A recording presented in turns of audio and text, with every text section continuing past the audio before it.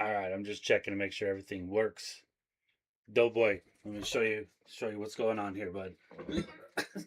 That's what I gotta wear for a while. It's crazy, dude. It sucks. It's rough. It's yeah, it just sucks. Um yeah, I'll be in it for a while. So hobbling around the lab has been fun. Um no, I was looking at some of my stuff, some of my miners. Figured it was time to start doing some maintenance, going over my oldest ones I have. Um I think my oldest Bitaxe Gammas are the DTV Electronics ones. Solid, solid. But yeah, that's what I'm going to be doing today. Some of that. I'm planning to be all done before probably 10:30, 11 my time cuz I'm going fishing at 1. So, yeah, it's going to be a good time. Got coffee, don't have a hangover cuz I drank some last night, probably shouldn't have. Make sure the work phone is on silent. I'm off this whole weekend, so folks try to call me in all the time.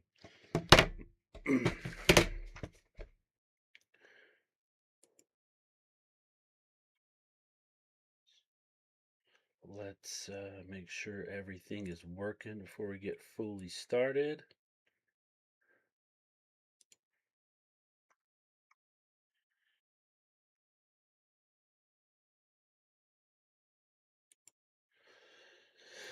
Um, Probably, I think they said I have to wear it for like a month and then physical therapy, and then obviously they're gonna brace my ankle up. So yeah, so look, this is my list of devices right here. Starting with my Octax, and then these were some Bitaxe Gammas that I got that I named bulk axes. I have another Bitaxe Gamma, a couple more Gammas there, a couple more there. Um, then we have like the Nerd QX. These are Bitaxes. The Zyber 8S, it's in good shape. It runs a little warm, and that's just because I have it turned up a lot. Hex 703 is doing okay. Um, let's see. Yeah, so what's how many on this list? That's not counting. We got quite a bit on there actually. Now that I think about it, so dude, I was reading watching your thing about that super hex capacitor. I'm curious as how it lowered your temps too, because that's crazy to me. Like, I wonder if it's a. And you said that was an SMD mounted capacitor, right, Doughboy?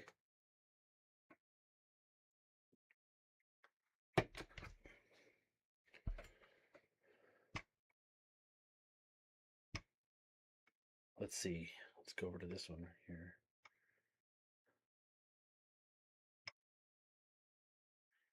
I think it was the DTV Electronics ones I wanted to tackle because I've had them the longest.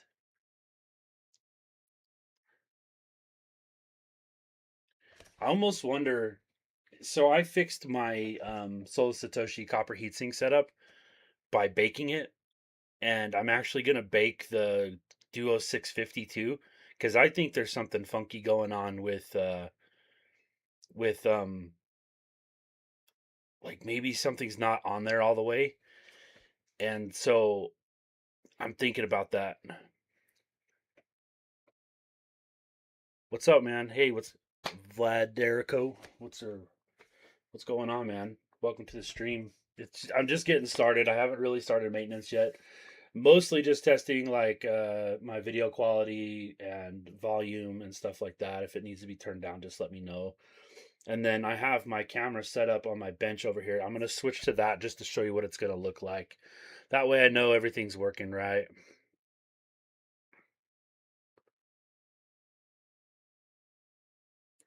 That makes sense, Doughboy. The 703 is the 700 series is an interesting miner because it's all prototype. It never got completed by bidax.org or whatever those fools are. So yeah, Batman, same thing. I've actually got one. Let me show you real quick. I got it from I got it from AliExpress, of course. this bad boy right here. So that was the plan, is I was actually going to throw it under there and see if I can see some bad solders.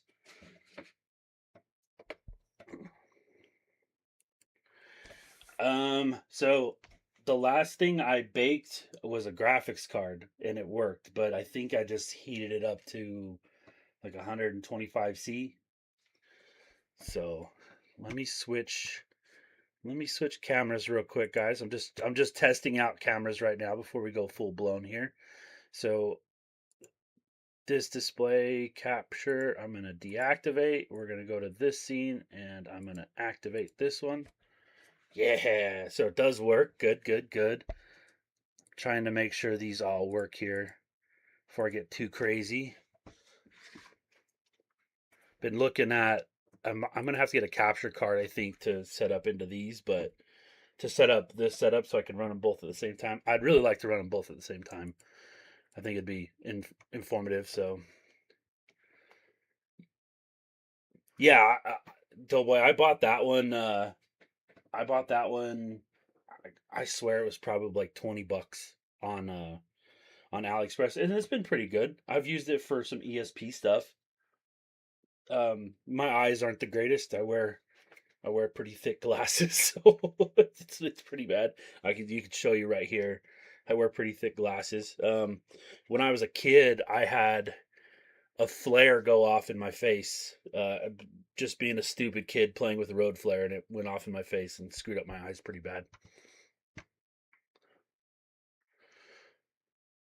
So I have some stuff coming from DigiKey, Doughboy. I ordered everything to build my own Bitaxe, my own GT. Sorry, I'm building my own GT 801, and for fun, I just ordered everything. One of my suppliers was kind enough to provide me with the ASIC chips to do it, so it's gonna be kind of fun.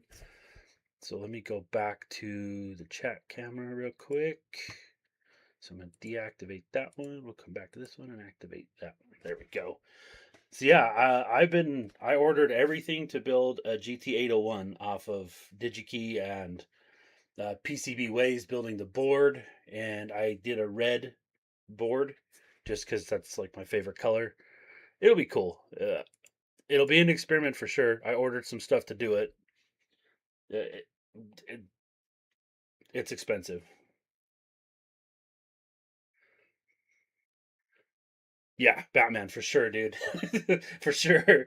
Uh, I don't know if this camera could show you, but I actually have a scar in the white of my eye from a pencil when I was in fourth grade because some kid, I don't know why, I went to lay my head down on a desk and he stuck a pencil there and it caught me right in the corner of the eye. Didn't blind me, but it probably didn't help with my problem there.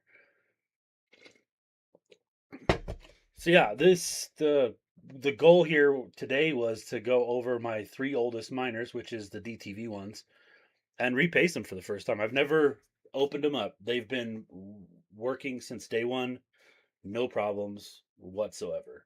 So hopefully that'll be Doughboy for sure, dude. I think every kid is a pyro when they're younger. Uh yeah. No, so it was funny. We found the road flare on the side of the road, and my brother he didn't actually like light it off. He broke it in half, and all that crap went flying in my face and got in my eyes.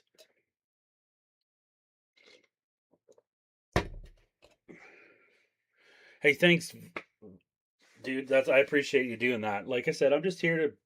We're gonna probably do a little bit of shooting the shit about hardware, uh, and then I'm gonna just tear down some miners while we sit here and shoot the shit about new stuff coming out. Um, Very cool thing. So I got this. This is that Nerd QX, and it's been running pretty good. It runs a little warmer. I was looking right here. If you notice, we got a temperature that's a little bit higher on the ASICs. So I haven't flashed the firmware on these yet because I'm actually going to be loading TNA OS to all of my Nerd products. Um, Thanks to Nikos at Mullen Lob Holdings. He's pretty badass dude. But I wanted to make sure that they're all running stable first. And the QX is doing pretty good. I'm actually might update this to the latest firmware for it, and then switch it over to TNA OS. Uh, But also, I've got, let's go back to the Swarm here. I've got a few other nerd. So my nerd axe is going to be going into solar mining, solar bit. They sent me over the board and hardware from Gober, so Printer Gober and Nico wanted me to build a solar bit. I just finished the power supply enclosure, which I'll be doing a video about it soon, which uses the PSUBB board. Let me hobble my ass over to get that PSUBB board real quick. Oh. Then I'll put this on display over here on the bench so you guys can check this out, because this thing's kind of badass. This is a pretty cool setup. Let me move the camera real quick.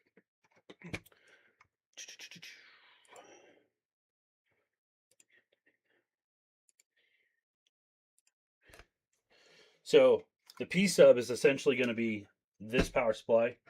This is a 1200 watt power supply, and then you just plug in this board right here, and you have 2 lugs right here, plus 2 more 12 volt connections, plus 6 of these XT30 connectors, plus 6 high power fans. Now these are full power; these are not adjustable. So this is a pretty bad to the bone setup. Like, I'm so excited to run this. And then I believe there's some other features coming with this, which is going to be sick. Like, the way this is going to go is pretty cool.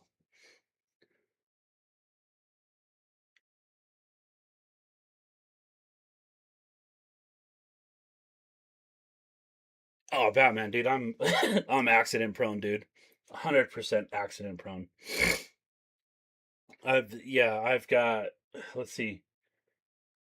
Dude, the list goes on of all the damage I've done to myself, and it's not purpose stuff. It's always on accident. Like, the last time I screwed up my ankle, I actually rolled my ankle, buckled my knee, and then dislocated my collarbone because I fell between 2 cars, so I couldn't fall like on my back towards my chest. I just rolled to the side and then fell on my shoulder, and I thought I tore up my shoulder, but I ended up dislocating my collarbone. That happened like a year and a half ago. So yeah, this is going to be the PSUBB setup. This is a 1200 watt power supply, and I'm going to run all of my nerd stuff off of this. This is going to be a pretty solid setup. And then I have the 3D print all set up and done. These little plugs right here just cover these lugs for now because I don't have anything to use them for. And then I have the enclosure. I'm just finishing the last step of the enclosure. It's in the 3D printer right now. But that's going to be freaking sick. I'll pull this out of the way here real quick. Oh. One of the things that I'm going to be doing today also is trying another mod on this guy, because this is that 650 Duo. I really want to get it to run because it's super efficient if it runs, but it's just a problem, man. Just a huge problem. I had easier time getting the super hex to run. In fact, I had almost an easier time getting the blue axe to run, because this thing's just a problem, man. It's a problem. But that's one of the other things I'm going to be doing, is working on that. I don't know if I'm going to do that today, but I had an idea. So I ripped off one of the heat sinks off of the blue axe, and I plan to use that same heat sink on, it's the bitchin' heat sink from Solar Mining Company. This guy right here, a little bit better of a heat sink. So I actually plan to use this one on here. It's either that or I throw an El Mirage on it. But the problem with this one being 2 chips is the coverage is a little bit different. So, yeah. So, Doughboy, I actually just, cool enough, one of my suppliers that have been kind of hooking me up with miners and stuff is going to be sending me a thermal camera. The same one they use. It's a FLIR. And so I'm pretty excited about that. I've been looking at thermal cameras, but I couldn't really decide on which one to buy. But they're like, we just use a FLIR. That's the only brand they use. And they're like, hey, we can hook you up with a good deal on one. And so a little bit of, like, basically at cost, So cost plus a little bit of shipping, and it's gonna be it's one that'll plug into my phone, but I don't care. A thermal camera is a thermal camera, but it's a FLIR uh, thermal camera, so I'm good with that. But I definitely have needed one because there's a few things that I'm trying to repair right now. Not only that, but I'm gonna show you guys something cool that it's like a little side project that I do. Let me switch over cameras real quick. So, and I'm gonna blow this up just a bit. I'll put this in the middle, do this. So I help a friend. Let's see if I can get this son of a bitch out. I help a friend with these with arcade machines, and I don't know if you guys know what Black Hawks are or Nighthawks are, but this is a Nighthawk. So the Nighthawk is essentially a PC that's super locked down, and I repair these for a buddy of mine, and I need all the diagnostic tools I can get for some of that stuff. And this is like old school hardware, and so getting getting parts for this has been tough for me because, like, for example, let me show you the graphics card. So the graphics card is one of these old boys like this. And these graphics cards are getting harder and harder for me to get my hands on. Like this is a what is this one? This is an NX 7300 LE, and you can't use anything but these graphics cards in it. If you try anything newer, it won't work. These things are very hardware specific. They're locked down to these Black Hawk or Nighthawk computers that are inside of like the golf games and stuff that you find at the bar or poker games and stuff like that. So I've been, as a side project, I rebuild those for my buddy, and some of these boards you can't even source anymore, so you're doing capacitor replacement. And so yeah, I think a thermal camera will really help with some of that stuff. I don't have an iPhone. I run Androids. I've got two Androids. I got a Google Pixel. This is a 9XL. This is a Kyocera phone. It's for my work. It's one of those durables. And then the camera that's on my desktop is actually a Google Pixel 7 Pro that I just recently found out that can film in 4K. So if you might look at the videos previously, they do a little bit better now because I was like, oh hey, look, 4K settings. Yeah, Doughboy, dude, I have. It's kind of nice to have these hobbies, especially when I am in the condition I'm in right now, where I mean, I'm working every day, but I gotta have, I'm gonna try fishing today, but for the most part, I come down here, do a little bit of everything. Um, I don't know, it's just fun. Plus, plus I'm a hunter and a fishing guy, so that goes with it.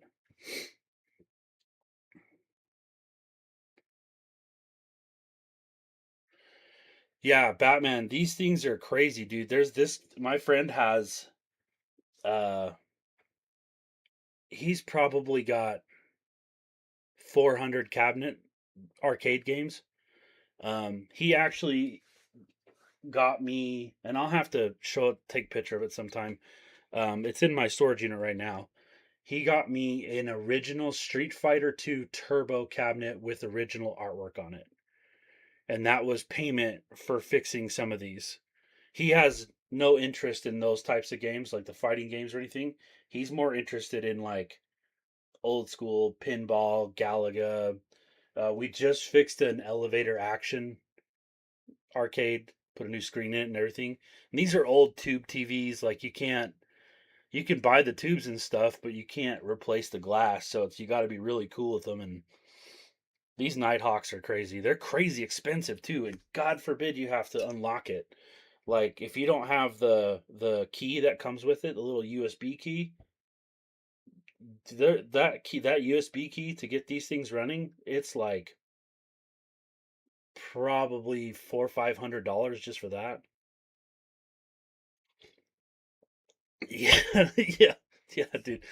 I'm 43, but I get it. Yeah, they seem old to me. They don't seem that old to me because I can remember back in the day playing them. But it is kind of crazy. It is kind of crazy with those, like, uh, just how it is. We're getting old, Batman. We're definitely getting old, brother.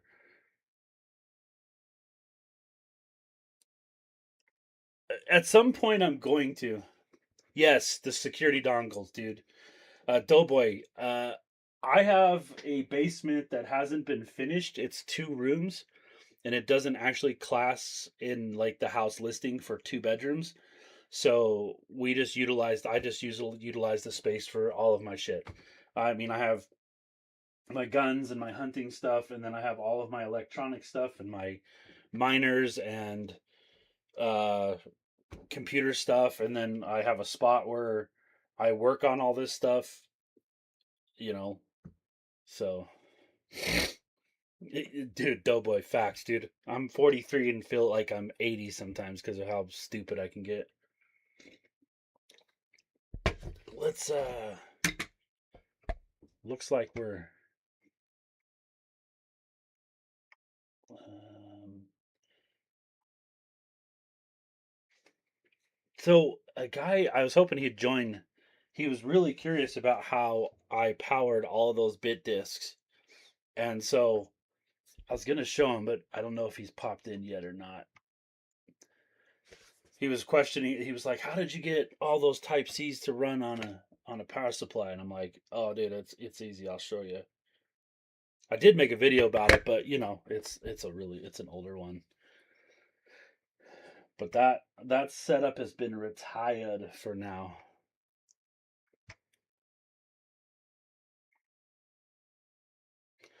Oh, for sure, Batman. I think the thing that my friend was wanting to keep with these is the nostalgia factor. But he also sets these machines up in bars, like old school country bars. And these things they still make money. People still play them. And these Nighthawks have like, they'll have like darts, what are they, bowling, golf, and then some of them have poker on them, like 5 card stud or 5 card draw. And dude, he makes pretty good money on them. And yeah, the ROMs were really so. These things, man, that we try to do some. What was the one I just fixed? I don't know if you heard of Golden Tee. I think it's Golden Tee 2009. That's like the most popular one. It's a golf game. It's got the control is just a roller ball where you just spin it, or you can move it and then spin it. So repaired one of those, and it was his most popular game. It literally wore out the parts for the roller ball, and just sourcing parts for that manufacturer or cheap Chinese clones is all we could get, or cheap Chinese ones. It was all like manufacturer specific stuff, and they were pretty expensive. But I mean, to play Golden Tee to do nine rounds, it was like, I think you put in $5 to play the game, to play 9 holes. So I mean, that every time we'd go to the bar where it was at, it was packed. Like that had 4 players all the time. People playing golf on it, and in fact, we went to the place last night for dinner, and the Golden Tee was there, just people playing the shit out of it. So it's kind of cool. Played a lot of he's all about the nostalgia factor on these, and so he just bought a original Adams Family um pinball machine, and it was like 18 grand for an all original Adams Family pinball game. It's ridiculous money. But I just fixed the computer parts of some of the other ones. Yeah, dude, that's so my friend. If we ever want to go over there, he's got, like, he used his 2 car garage. Is just he's got 38 cabinets in his 2 car garage. So it's crazy, crazy.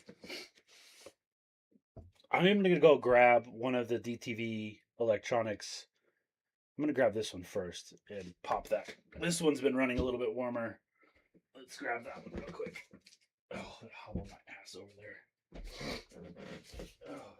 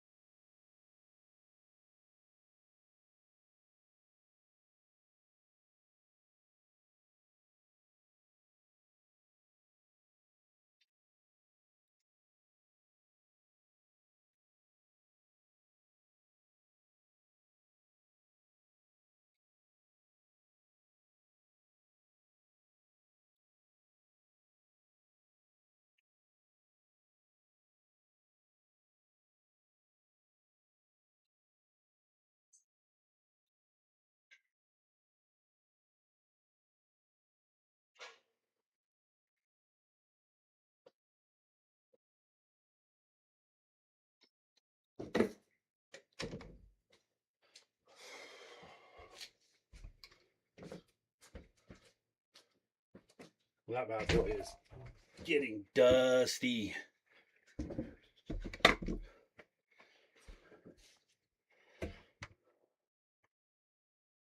Let's switch cameras. Let's do this real quick. Make sure I took the right one offline. Yep, I did. Right there. Timeout has occurred. Yeah, I know. So let's deactivate that camera and activate that camera. And I'll switch so I can see the chat.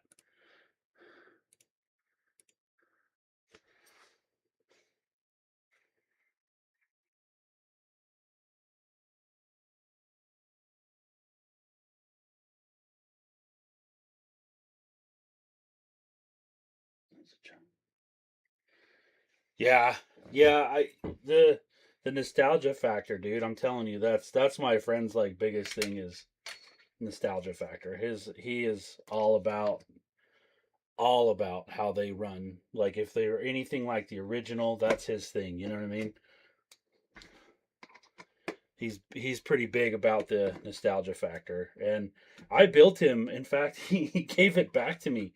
I built him this mini cabinet, had a little PC in it, and you actually take a widescreen monitor and flip it up on its side to make it look like an arcade cabinet. And I gave it to him.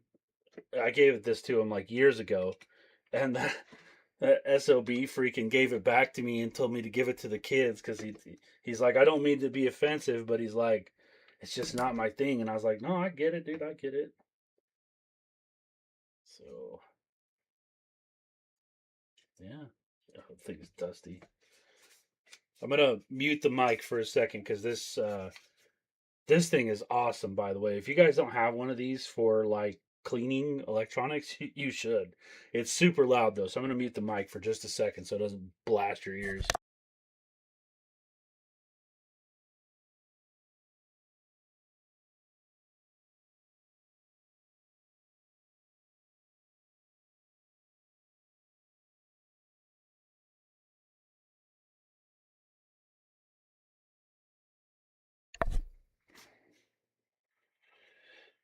Yeah, dude, they did that a lot. So I actually just seen a cabinet over at, I think it was at Costco. It was like a repackaged tabletop style cabinet, and I don't know, it wasn't as cool to me as the original ones. But I get why people get stuck in the nostalgia factor. Me personally, old school games, if I'm playing, I can't play them more than like maybe 15-20 minutes because I get a mad headache. The graphics kill my eyes. So the DTV Electronics ones, these are badass. They use a bolt-on heatsink from the factory stock, which is awesome. Let's take the fan off. And they actually use a version of the bitchin' heatsink from the Solo Mining Company. Oof. Probably my favorite heatsink that they use here. Yeah, dude, Batman. If I play for more than I try, so I remember a while ago I got a nostalgia itch, so I tried to play Wolfenstein 3D. Bro, I got motion sickness from it, and I was like, "What the flip, dude?" Like actual motion sickness from playing Wolfenstein 3D, which I thought was wild.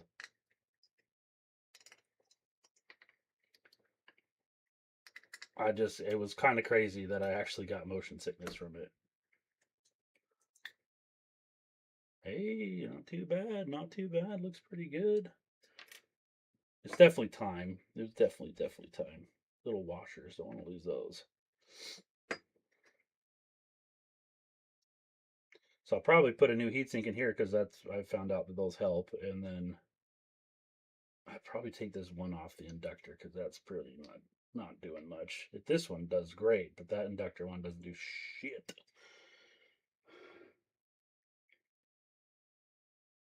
It thinks Batman. So my local Snap-on dealer sold me that, dude. It's a vessel. It's pretty good, but it dies fast.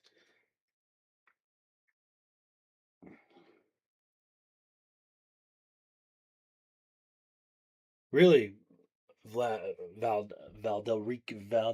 dude, I'm just gonna call you Rico. Uh, I have tried it on a CRT monitor. And yeah, I don't get nearly as sick. And maybe it's the screen tear from it because it's so old. Doughboy Streets of Rage, bro. Classic. So one of my favorite games, and you guys have probably heard of it, is Battletoads from the Nintendo time. And my friend is actually looking for the Battletoads cabinet for me because I could drink 50 beers and play Battletoads all day long. Like I love that game. That it, for me it was like okay, Rico, shit, dude, I was I was like, dude, I was trying to say your whole name there, but I was like, oh, you're from the Jellyfish Discord, okay. No, I was trying to when I was playing Wolfenstein 3D, I think I was playing it on an emulator, so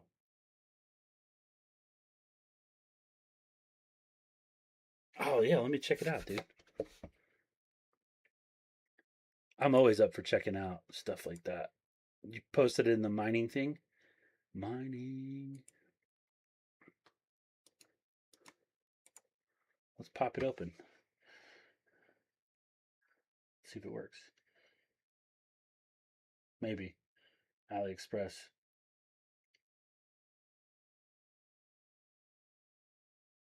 Maybe if it'll load. Oh yeah, these things, dude. That's a welcoming deal. Yeah, yeah. So I've been seeing these. These are the ones that are coming on the new Gamma 1.5 terahash or whatever they're calling it. Yeah, yeah. Okay. So I know what you're talking about. I know what you're talking about. Um, dude, if they're cheap, yeah, I'd freaking buy them. You know what I mean? Like if they're cheap, absolutely.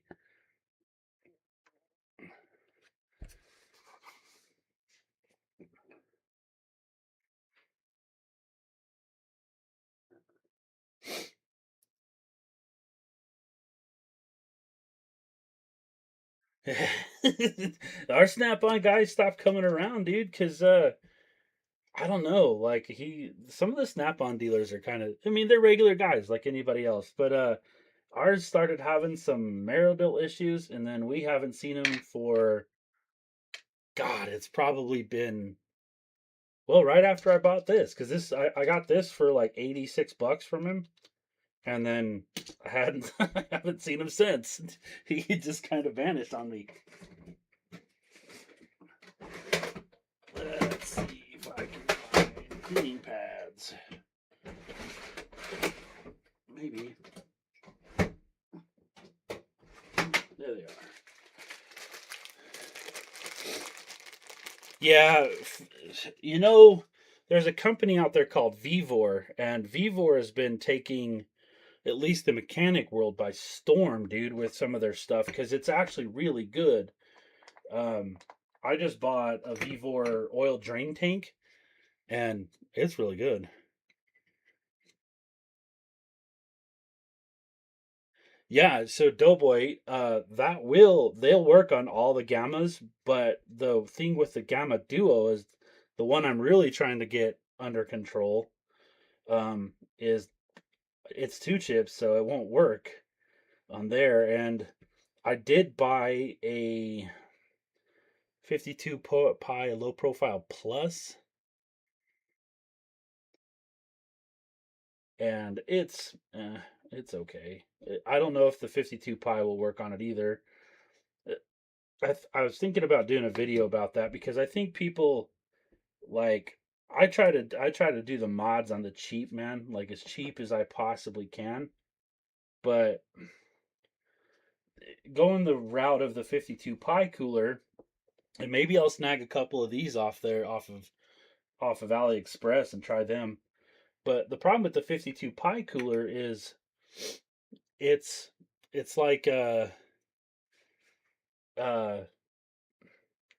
what was it, $30 for the heatsink, and at the time I didn't have a 3D printer, so brackets and the two sets of brackets you need, those were another $10 per set, and so you're $50 to cool a $50 Bitaxe, and it's not quite, the math isn't mathing, you know what I mean? Like it's a lot with Bitaxes being 50 to $60 now. Yeah, dude, do that. Get me some get me some ideas on it. And I mean, those ones are nice because they're direct bolt-ons versus the 52 pi one that's not. You're just SOL with the 52 pi one. So I'm gonna grab some heat sinks. We're gonna put another heat sink right here up at the top. I took the one off the back. I think I'm pretty much gonna do that, taking them off the inductor coil, uh, mainly because this touches it and can bend it. The back of this cooler right here. I know I have a box of heat sinks somewhere. Maybe. Yeah, right there.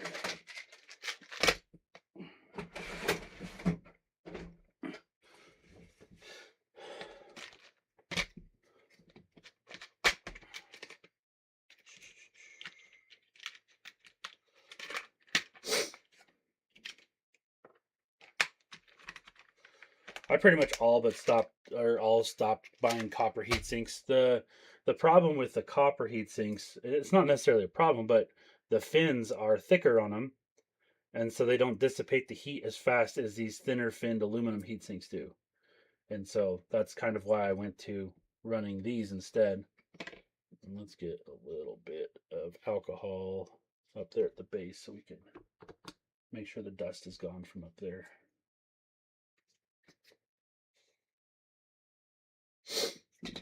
Waiting for the kids to wake up.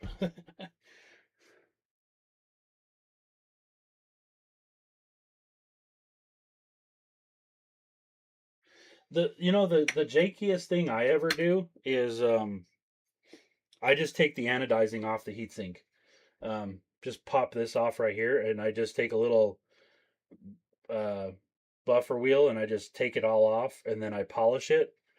And now, for you guys that are in humid climates, that might not be a good idea. I don't know. You might get corrosion, but I don't think so. But here, it's so dry. Um, Even just like I bought a hydrometer for my filament for my AMS, and I had it just sitting outside. It was so dry. It's so dry here. We don't get a lot of humidity. We live in high desert country. There's not much humidity here. Let's see if I can put this in there without it touching anything.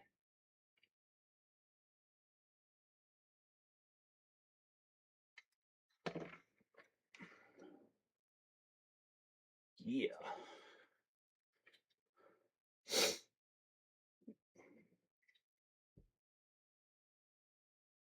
No, dude, thanks, Batman. I appreciate it, man. My main concern is I don't want to feel like I'm spamming servers. I posted in another Discord server that the Block Street Boys, and I asked them first, and they were totally cool with it. So, I just, yeah, I don't want to be that a hole that spams people's servers, And the jelly server is my my first love when it comes to crypto stuff. So I don't want to be a jerk over there.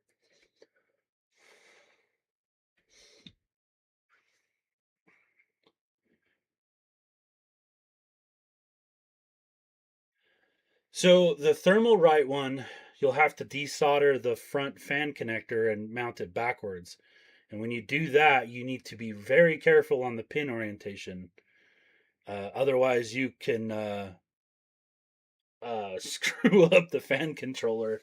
I've seen a guy did one the other day, and he was trying to figure out why his fan wasn't working. It's because when he pulled the fan connector off, and you mount it to the back, he got the pin orientation wrong, so it kind of screwed it up. Let's use which kind of thermal paste. We're just gonna use the cheaps. Actually, we'll use Duro Knot. I have quite a bit of that left, so.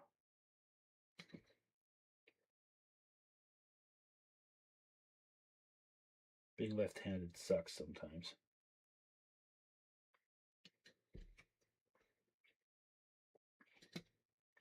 A bit more.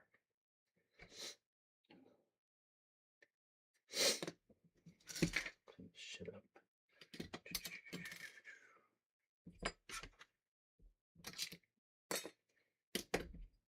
I will give it to, like, as far as, see, like, I'm telling you, the DTV Electronics heatsink is like a thinner version of the Bitchin. And it works good. It's a bolt-on heatsink, so the Bitchin heatsink's pretty badass, but I don't know. I personally, I like the heatsinks that have thinner fins because the air will dissipate the heat faster from them.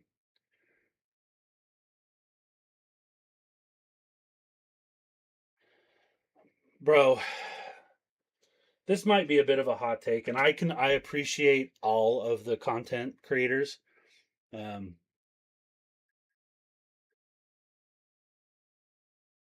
yeah, so that's another thing I saw people doing was actually bending those pins.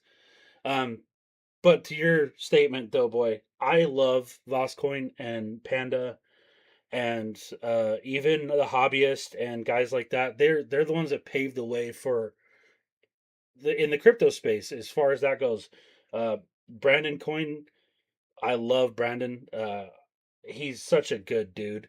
And he's like me. He's a busybody. He's got his hands in all sorts of stuff too, and I love that.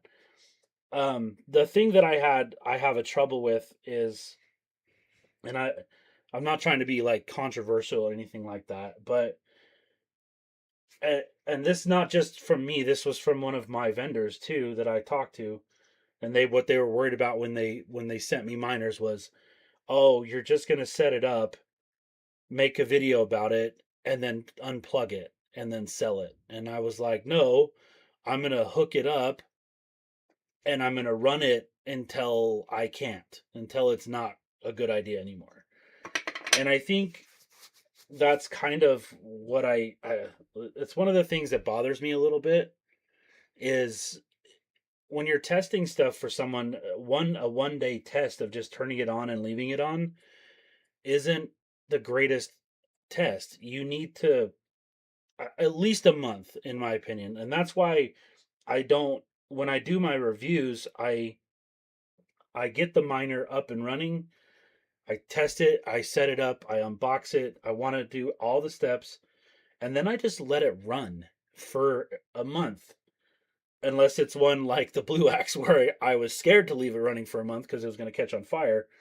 But I think it's important that we get good testing methodology out of it, like good testing methods, because and this is just kind of my thought is I'm going to give somebody a code for this miner, whatever miner it might be, and so my name is going to be tied to it. And if there's something happens, like let's say, I put my name on a Tiny Chip Hub. I have an affiliate link for Tiny Chip Hub, and I thought I told them that I wasn't going to put my name, associate my name with it until I fully tested the device.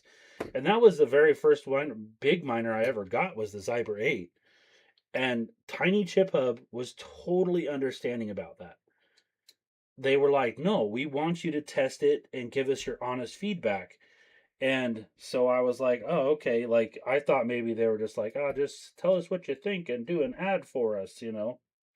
And I was like, I don't want to do that because I want to be able to run something for a long period of time and make sure it's actually worth your money. Um, most of us in the real world are spending our hard earned cash on this stuff, man. And if it's not very good, then you're gonna be upset, and the person who recommended it to you is you're gonna kind of look. I don't know. I guess it's more of an optics thing. I just think it's important to test devices as long as possible without having just to give it a good test, I guess. I don't know. I'm probably talking out my ass here, but oh, interesting. So I'm trying to put this on in a different orientation because I want it to push the air upwards here, and I don't know if it's going to let me. Maybe it will. Maybe I need to back this side out just a touch. So it's got some slack in it. But yeah, that's my take on it. I think people who test hardware should test it for the long term and not short term. And the reason I think that is, like I said, it's they're if I'm going to recommend it and give someone a code per se to said device, I want to feel good about giving them that code. I think it's important. I think at the end of the day, they should trust what you're selling them. And still, Apex is a good example of that. They wanted to do an affiliate program with me, and I'm like, well, I bought the miners outright. Let me test them. Let me run them for a while. Maybe we'll talk about an affiliate code. And I was like, okay. They were cool with that. They were super nice folks. And so I got the Nerd QX, which created kind of a stir on X because, well, it's okay. It's a clone, but it's not a clone. So what do you do about that? Do you say, yeah, it's a clone, it's a piece of crap, or do you not? But yeah, that's my thought, though, boy. And props to the guys that can do that, that can run ads and get paid for them, dude. Like, I'm not hating, man. I think it's great. Look, they got to make, if they're doing this full time, they got to make a little bit of money too. And so my hat's off to the guys that can get advertising like that and, you know, make the big bucks being able to do that. I think it's awesome. But I do get what you mean when sometimes it's like, man, the ads are killing us. But you got to make money somehow. So this was the goal ultimately. So on the DTV Electronics, the heatsink goes this way. So the goal was to rotate the heatsink this way so that the air will be a little bit better. The airflow will be. The next thing I'm going to do, and I'm going to probably silence the mic for this, is this got to get it blown out. And I cannot stress this enough. I've seen one person kill a miner doing this. They get their fan spinning up with this PWM attached, and it can create current.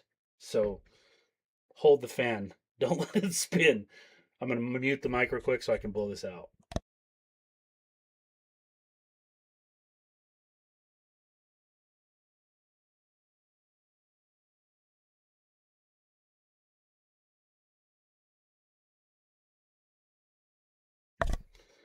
All right. Well, we got that out of the way.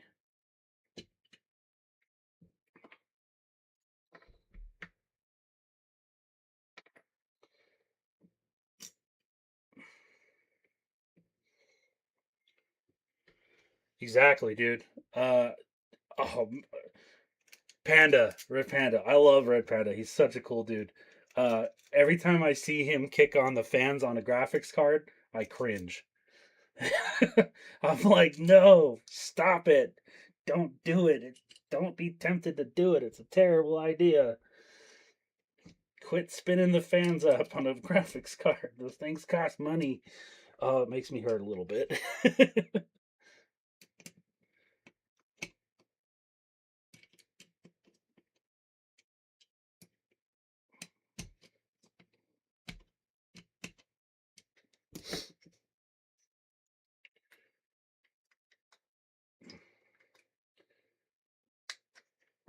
There we go.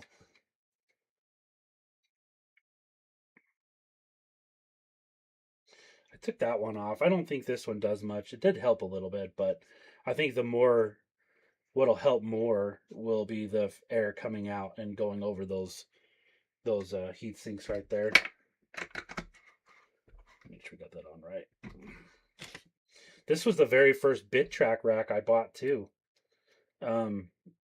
It was in the dark green and white because he didn't have red at the time, and I liked the dark green color. But nowadays, shit, dude, I've been doing the red and black ones, and I ordered the red and black. Uh, oh, dude, me too. Dude, I cringe every time I see fans get spun up. Um, GPU fans, especially. It's one thing when the fan is not running. It's another when the fan is not hooked up to anything. It's another when I see guys will like use like this, and they'll just go like that, and it's like spinning the fan up to like maximum speed. I'm like, oh no, dude, quit doing that. That's terrible. That's horrible. Okay, so we need to service this. I will say this, man. These fans from Avoidbit for $4, they're pretty awesome. They work pretty good. Getting them out is another thing. These fans that he buys, I don't know what brand they are, but Dosey fans. Well, they work good. And his TPU 3D printer thing, I'd like to learn how to print this stuff. It's like rubber almost. It's great. Look at the dust in there. I don't know if you guys can see the dirt in there. We've had some windstorms recently, and so that's kind of why I'm cleaning these, because I left the basement windows open and I could just see the dust rolling in the window. I'm going to mute this real quick so I can blow it out.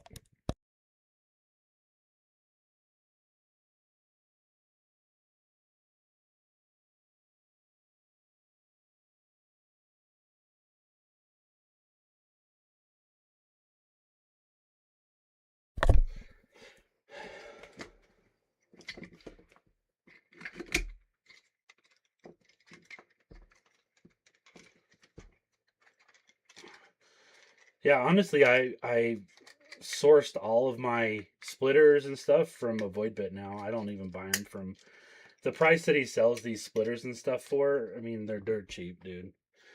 For you, Doughboy, it wouldn't be helpful because you're across the pond from us. But in the U.S., it's the best way to go.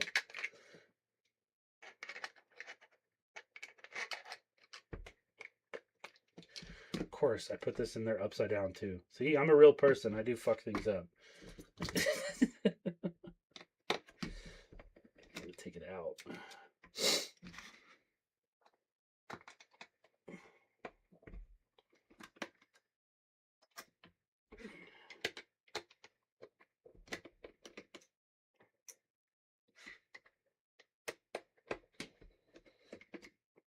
It sucks because the red and black one always looks like it's orange on my videos, and I'm like, dude, it's red and black. It's supposed to look great. I was probably the first one to order a bit track setup in red and black once he started doing custom colors.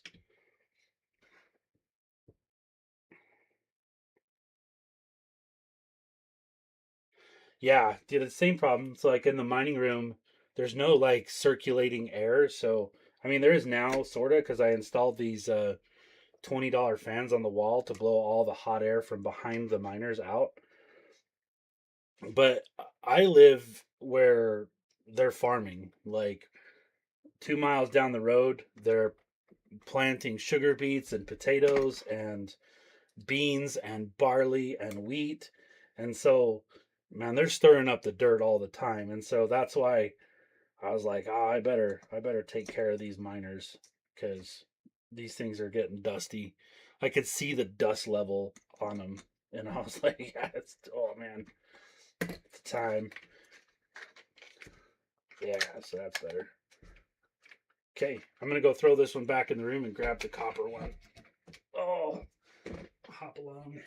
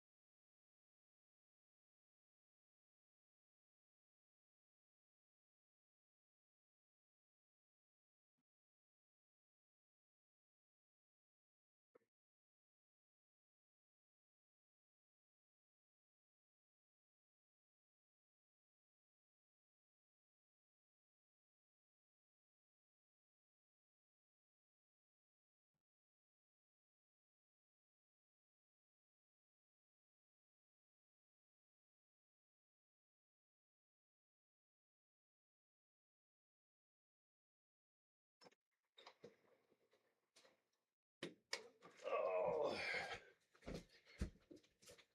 and we're back. Okay. So there's the copper one. Dude, I don't know if you guys can see that very well, but the dust down inside here, it's just crazy. It's like a funnel for dust. Let's go over real quick and we will check. Deactivate that one. Go back to the web. Activate. Phone calls. On my work phone on the weekend, they have no business calling me. Do not disturb. Ain't nobody be calling me on the weekend. Let's look at the dashboard. Let's refresh it real quick. See if I put that heatsink on right.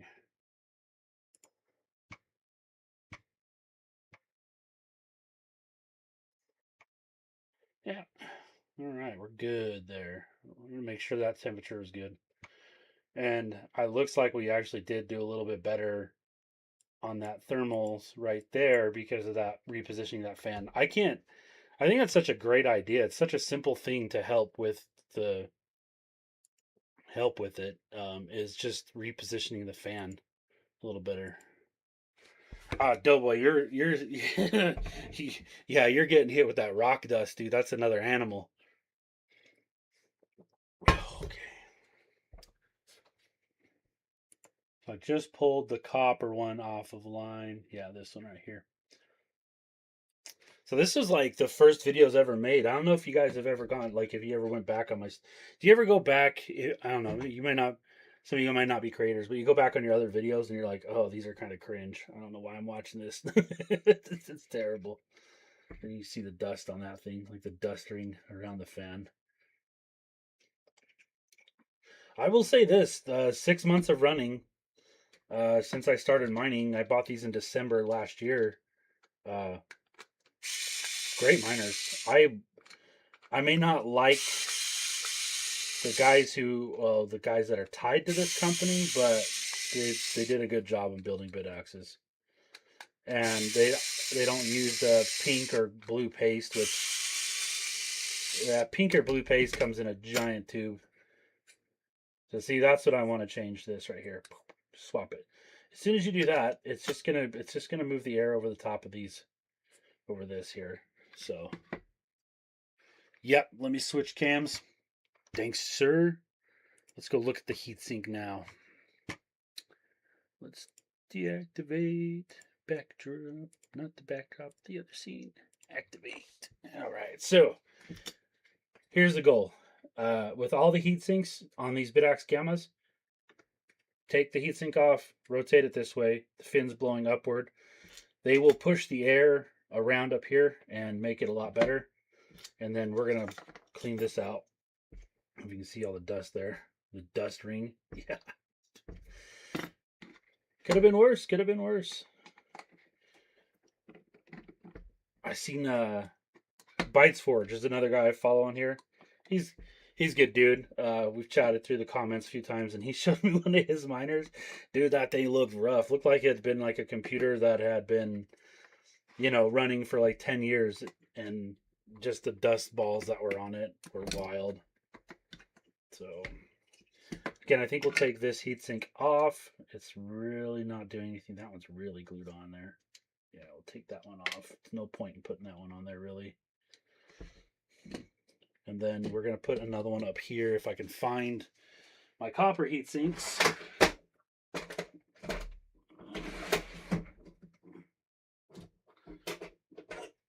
The reason I give the copper ones so much crap, to be honest, is it's like I said, these, for one, they're expensive. And I really can't, I have a hard time buying them because one, they're expensive, and two, they're okay, so this right here is like, now it's like $15 to $16 on Amazon, and then the little box of aluminum heat sinks with that much more is $20, I think. So I don't know, it's kind of one of those pick your poison sort of things. But the reason I think that the aluminums are doing better, and all of this is across the board, I'm not thinking, actually they are, is because of fin density. So for example, let's pull out one of these aluminum ones right here. So look at how thick the fins are compared to, okay? These right here are pretty thick, and so they absorb and hold heat. But these are a lot thinner, and so when the air, and this only applies to when the air is moving over them. When the air is moving over them, it's dissipating the heat faster. And so that's why I don't really do this anymore, do the copper heat sinks anymore. I just stopped because honestly, it didn't feel like it was worth it at this point in time. It felt like the aluminum ones were just moving the heat better. So let's check their consistency, shall we? Let's pull this heatsink off and see how their thermal paste is.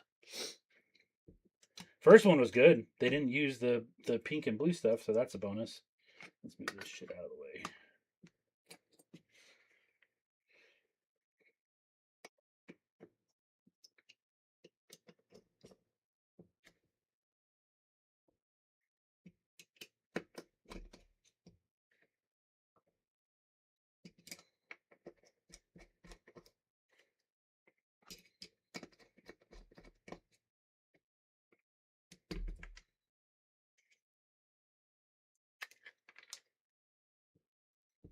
Good application.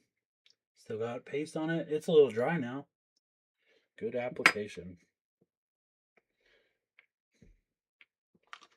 They didn't smother it either, so that's good.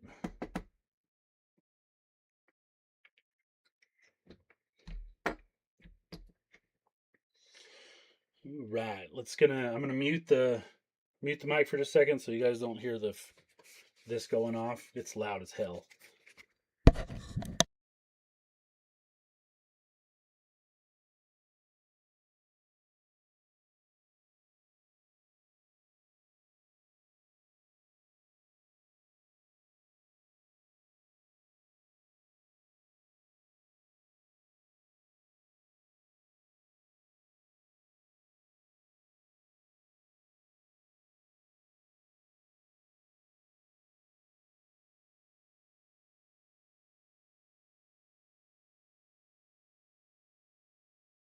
All right.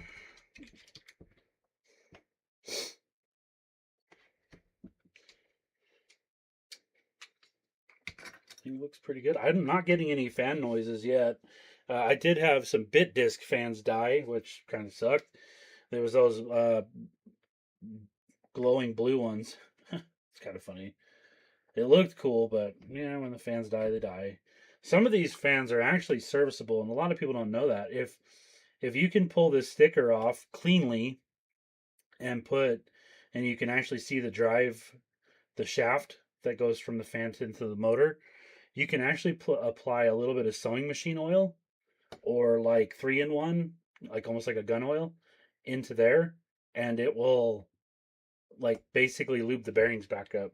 So if you can catch it before it's making noise. If it's making noise, it's game over already. But if you can catch it before it's making noise, you can actually clean it.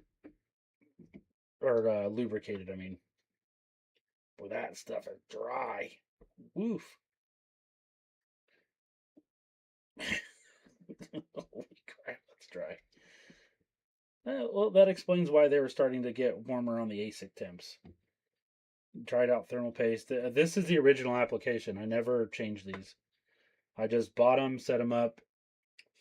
The only ones that I ever bought out of the 18 Bitaxe Gammas that I'm running, the ones I had problems with right out of the gate were Solo Satoshis. They ran a lot warmer than the rest.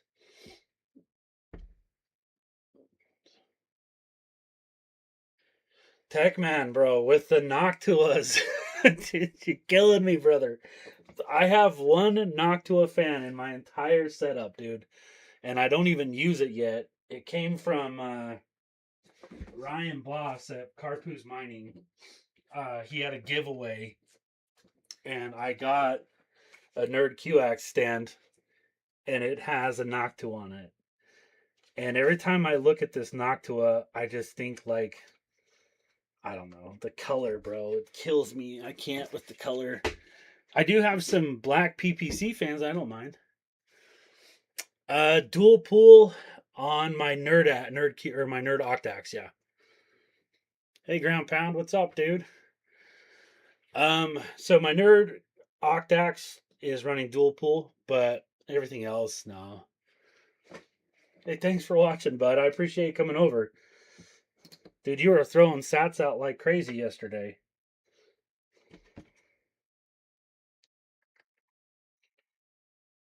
Let's clean that crap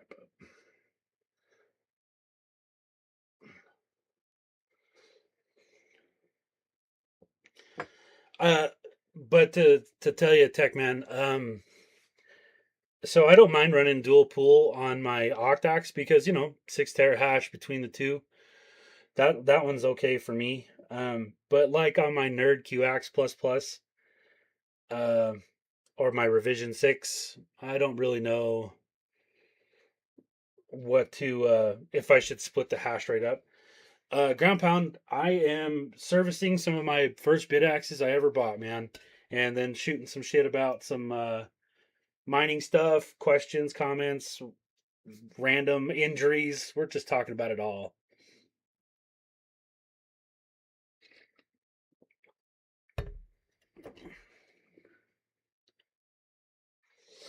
Yeah, on the bit axes, dude, I don't care if I'm running these little tiny fans. They work pretty good.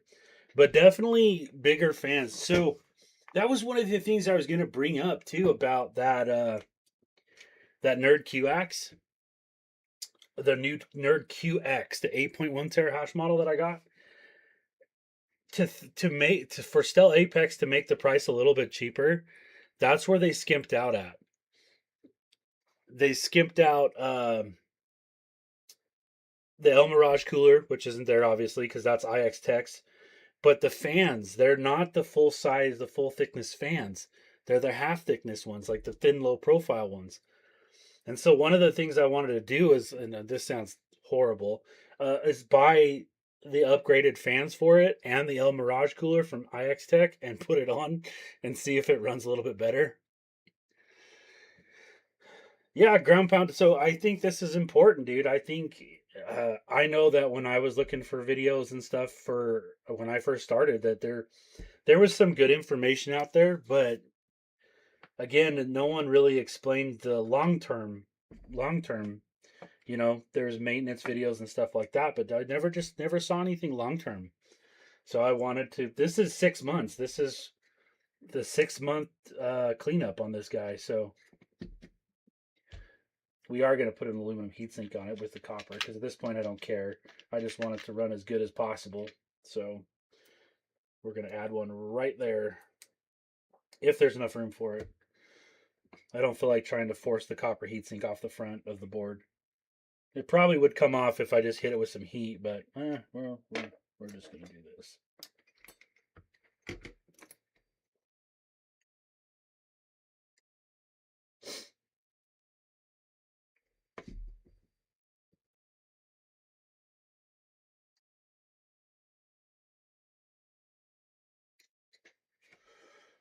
The big thing about putting these heat sinks on though is making sure you don't you don't let it touch the back of the barrel jack. I haven't done that yet, but I have seen what happens when a copper one hits the back of that barrel jack, and it almost burns a hole in the board.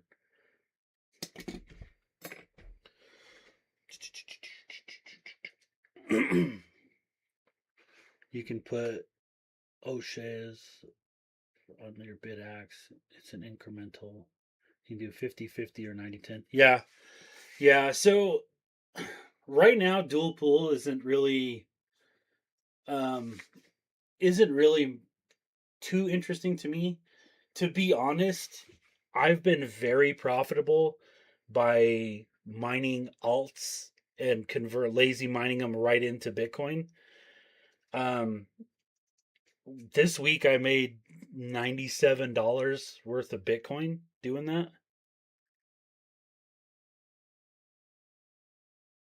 Ground pound, thank you, dude. I really appreciate that, dude. I love the fact that you're like, I feel like you're the community guy, dude. You're just constantly giving back.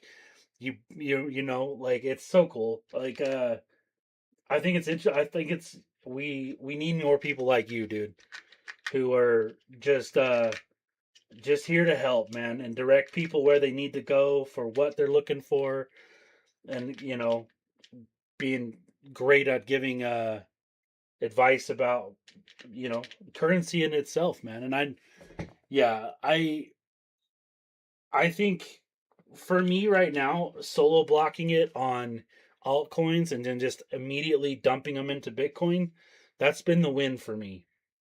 Uh, I hit two eCash blocks this week and lazy mined them right to Bitcoin, and then slapping around a bunch of Wojak coin and then just immediately converting it to Bitcoin.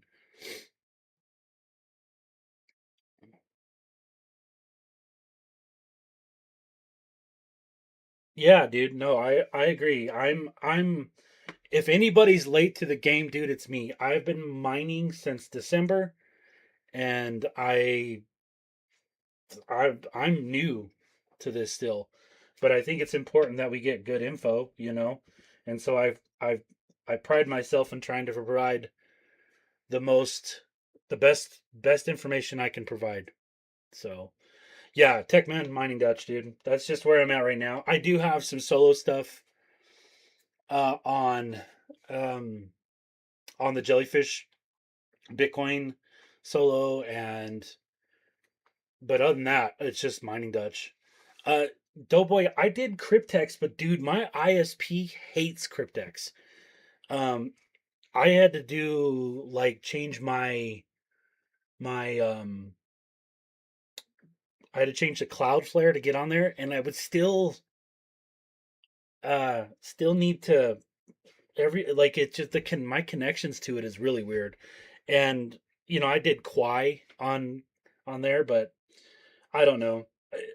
I will tell you guys this: if you ever notice in my daily day to day content, I don't preach about what to mine. What you mine is none of my business. It's I don't ever pretend to know what is good to mine or what's bad to mine. I just do what works for me. and what's going to help me stack Bitcoin. And I think that's, to be honest, that's my favorite thing to do, is stack as much Bitcoin as I can. And it's been somewhat profitable for me. So at this point in time, I'm not upset. I'm not upset at all about doing what I do. And yeah, I think it's important that you guys, do your research and mine what you want to mine. I've mined a few different things, and some of it panned out, and some of it was, well, you never know. I think it's important that you definitely do your research, because I'd hate to see anybody get a rug pull done on them. I've read lots of news about people getting rug pulled, so that's unfortunate. So I'd rather not be the guy that advises you on something and then you get rug pulled.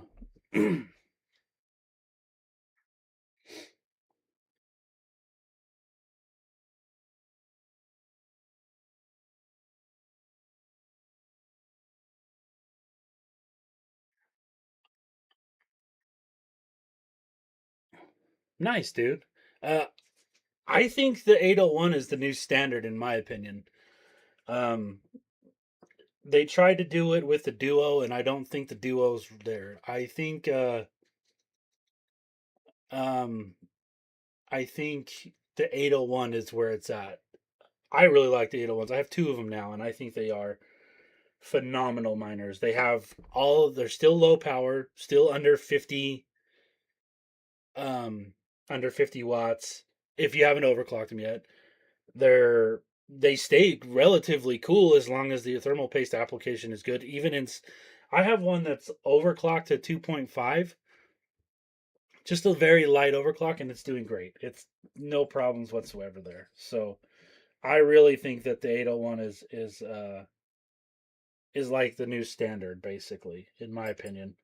The Gamma's on its last leg. I still love Gammas though. That's how I got my start. But if you're looking to get into mining on the cheap, the Gamma's the way to go. Doughboy, I have never been rug pulled. I was always just a guy who bought Bitcoin and a guy who bought Dogecoin, and then that's it. I never actually bought any other really. I buy Jellyfish Coin because I believe in the project, but that's, again, this no financial advice from me, guys. I uh I believe in I love the games that the guys over at the Jellyfish Discord have created. They're fun, and the Jelly Bay by far is my favorite thing. Um, the fact that I can sell my old mining hardware, or dude, I selling just stuff in general over there is awesome. And I hope to see that the traffic will pick up more and we'll get more folks. Now these ones are kind of a bastard to put on, so I'm gonna try to be as cool as possible here.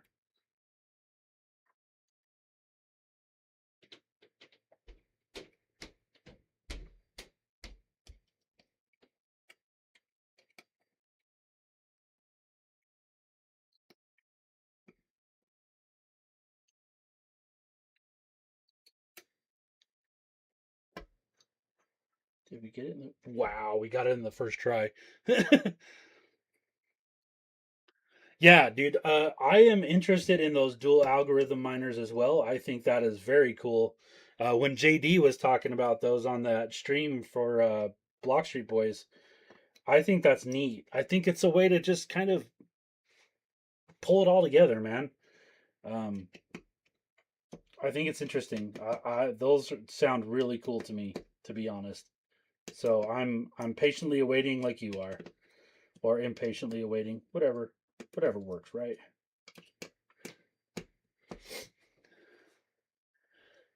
Yeah, so my Canon is doing well. I did have to resolder the SMD on it for the SMD voltage regulator because it fell off, but it's been doing good. I have the only Canon I have. Um, a friend of mine, Nico over at Mullen Lob Holdings, he is working on custom firmware for it.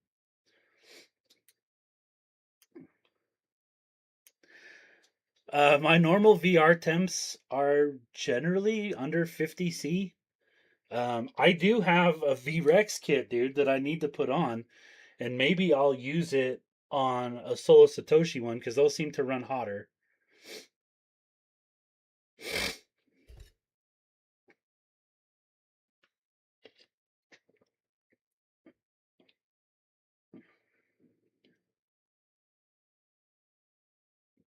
So,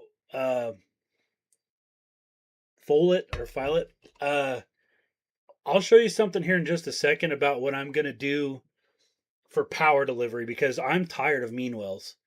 Meanwells are obnoxious and they're not as efficient as some other options out there.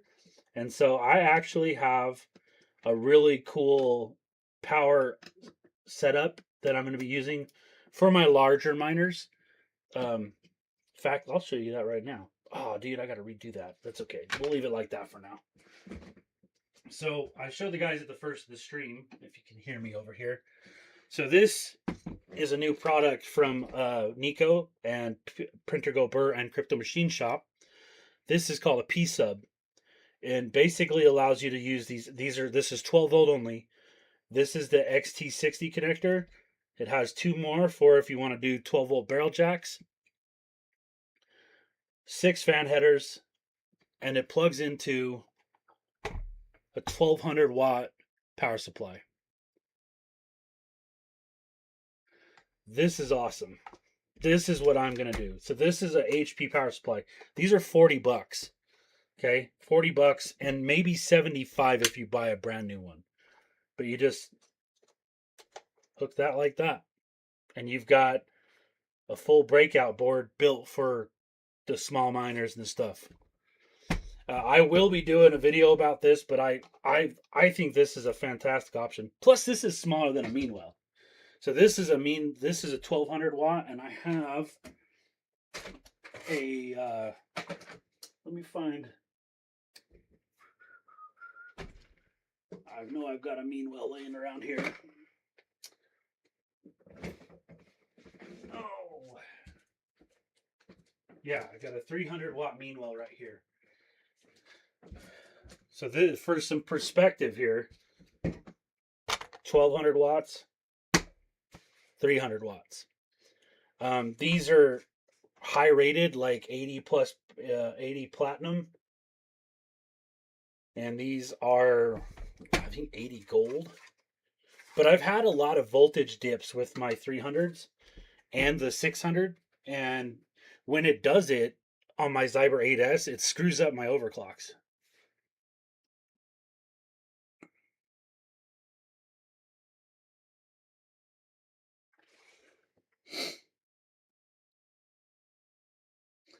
But yeah, I think this is the way to go. That's absolutely the way to go. This is going to be, I think the PSUBB board is the next step in solo mining as far as supplying power. Now, these little red covers right here, this is designed to work with the big boy miners too, like single board setups. Like if you want to do a S19 or S21 single board, you could power it off of this. Facts, bro. Size matters. No, you're right, dude. You're right. But in this case, it don't. But the one thing that I wanted I like about it is this, though, the fan headers. So my setup, I have a bunch of different fans, and now all this can just run all my fans and everything, dude. Like it's perfect. It's a fantastic idea. You know, for that power supply with the PSUBB board, you're probably going to be about 120 bucks, and you've got a pretty nice setup. So I think that's the way it's definitely the way I'm going as far as power goes, because Meanwells, I'm done with those, man. I'm so freaking done with Meanwells. I thought they were the bee's knees, but I'll tell you what, I'm not happy with them anymore at all. They haven't been good to me. So in fact, to be honest, I've had better luck with these Olatov ones from Amazon. I don't get nearly as many power dips in them. And I don't know if you guys ever experienced a power dip in a miner. Usually your overclock settings get hammered, and then it starts running weird, and then it'll That's generally what a power dip does. Doesn't fully shut the miner off, but it just kind of screws with everything.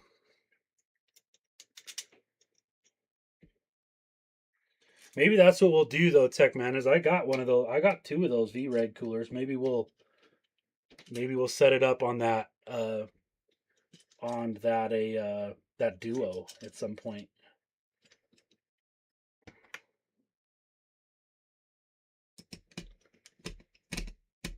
Oh, that's not.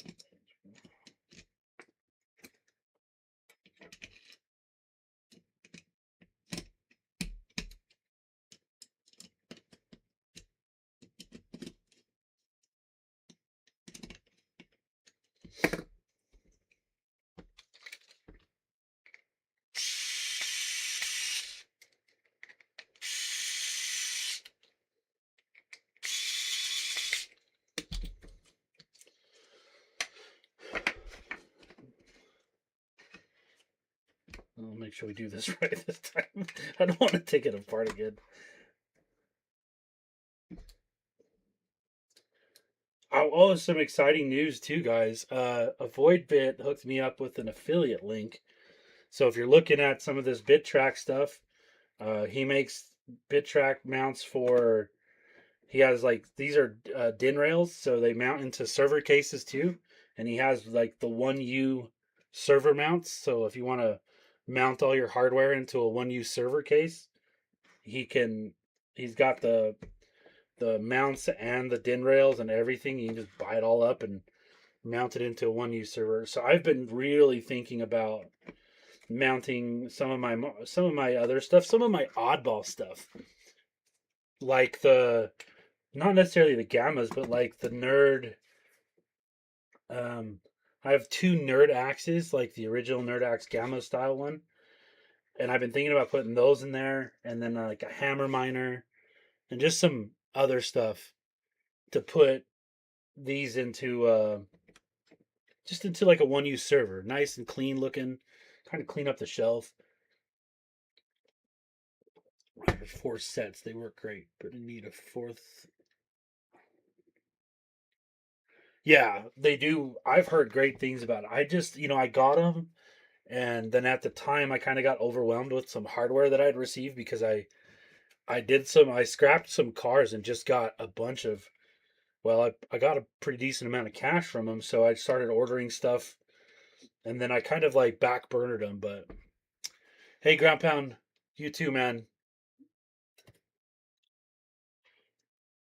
Here, probably another hour or so after this, I'm gonna be going fishing, so that's gonna be a good day. I'm gonna go buy a case of beer and some worms and go fishing.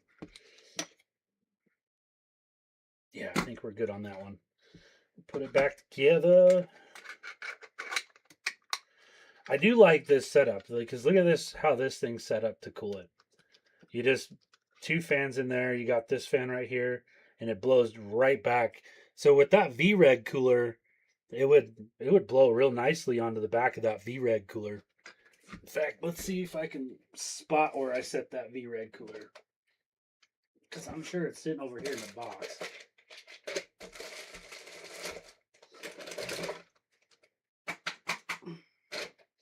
Almost positive I just set it in my toolbox here.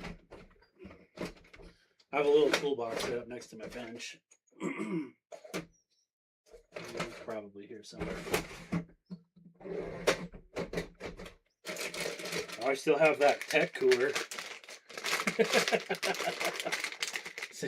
Still got that guy. So I actually have a bigger tech cooler to try with this. A bigger, more powerful one, and that's not USB powered. I'm gonna still try that. I'm gonna do a video about that too, just for funsies.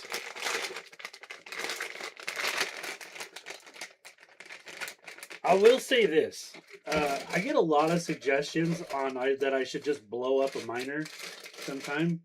Let me be real clear about it. I might do that sometime in the future, but right now, no. It costs money. Tech man, I feel your pain on that. I have bought a lot of stuff from AliExpress, the thing about buying from AliExpress is you really need to watch the vendor itself.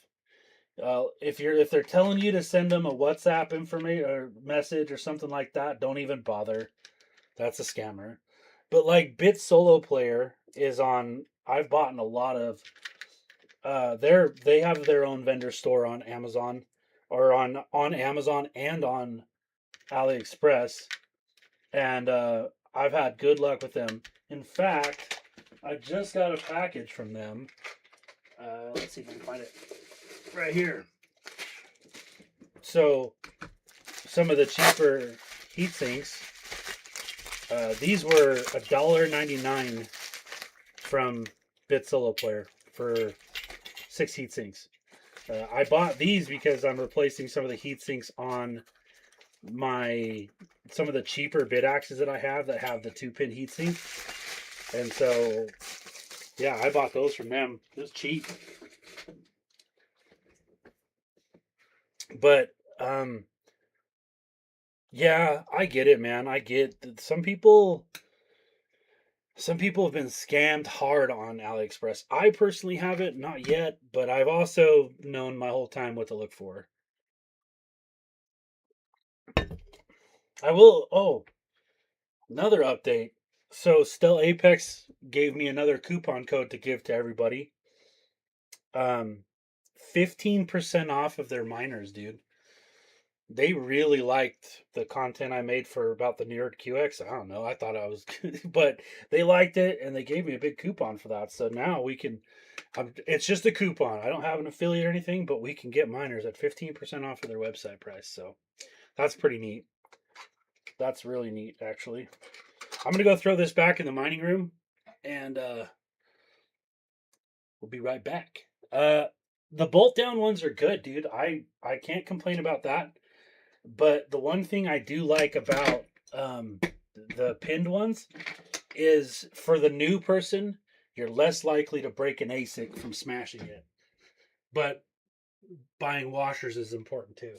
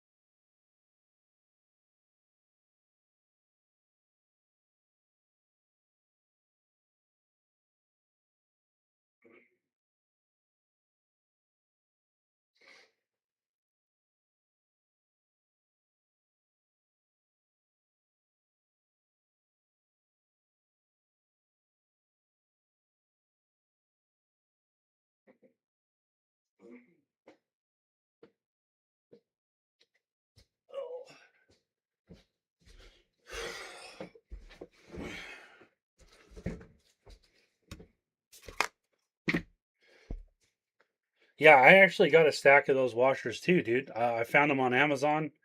I think we talked about this like 2 months ago, but yeah, I got a pretty good set of those. Let's go like this real quick. I'm gonna deactivate this and come back to the web.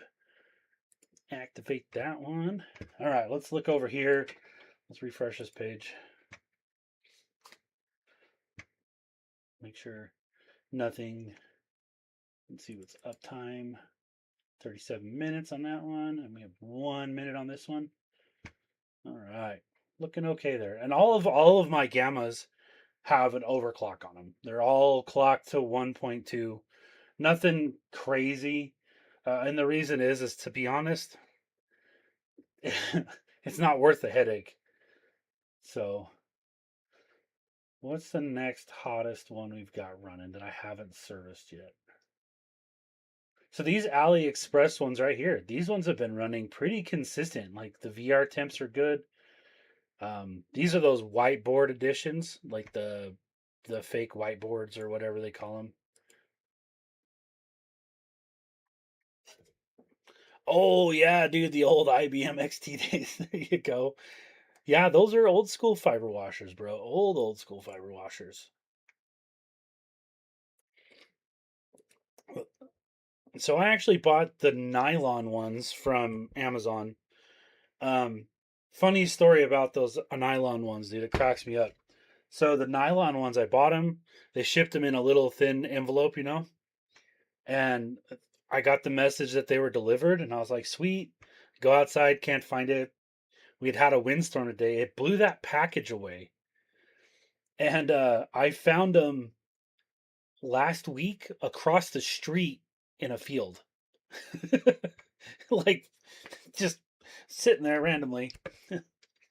That was kind of funny. I was like, oh, because I had reported that I didn't get them, and got my money back. It was only a few bucks, but still, I was like, man, I didn't get them.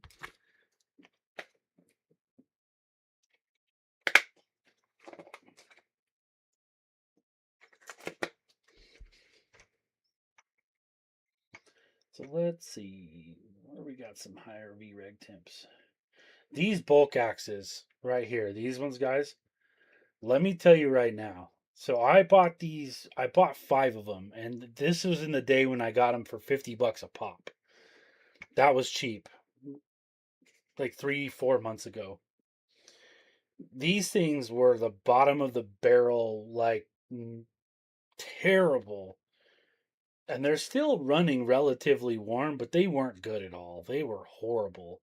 And I probably won't buy these anymore. Like I won't buy them in bulk like that anymore.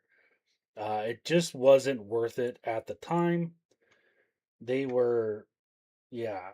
If any of them are going to get turned off, it's going to be these ones.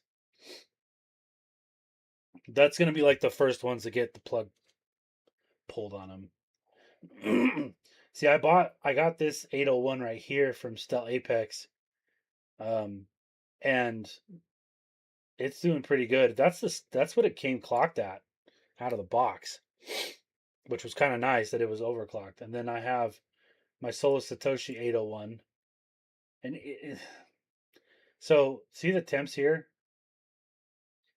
It, this one's not even overclocked yet, and I have a feeling when I do, I hope it looks like this temp wise.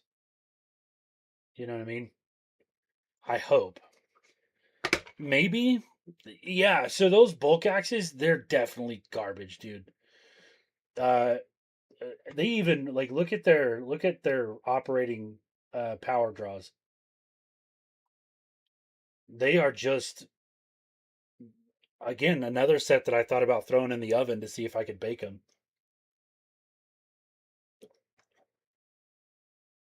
So the first Solo Satoshi I bought was this one right here, and I actually baked that one and it fixed it. It fixed the problem on it.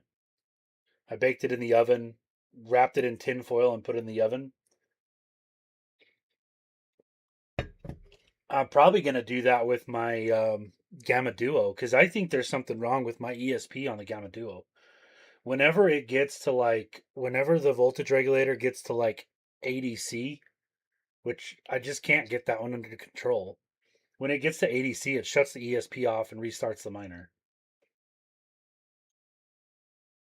And it's not like a like over voltage protection deal. It literally just the miner turns off and then turns back on because it's plugged into constant power and then it so it's frustrating. So here's another one I wanted to point out. So this is the Stel Apex Nerd QX plus plus Hydro. That one, I think I have a video coming out about that one. I tore it apart, did an overview. It's doing really good voltage. I don't have any fans on it or anything. It's just doing good. Yeah, so Techman, that's what I was thinking too. Is it sounds like there's some cold solder joints somewhere creating a problem. And I'm one of those guys that I'll last. You know, Solo Satoshi's probably not too happy with me just because of my interactions with whatever's going on the web. But I feel like it's one of those ones that I need to probably throw in the oven, bake it. Exactly, exactly. I just have not been able to wrangle that Solo Satoshi Gamma Duo. And the other thing was with these duos is I talked to like the ladies at Still Apex and my contact at Vimu. These are Chinese manufacturers, you know. And I asked them, I was like, why don't you guys put the 650 Duo into rotation into their why are they not building them? Like the information's there on the GitHub to build them. And they both told me that their engineers don't think they're worth building. So I thought that was kind of funny.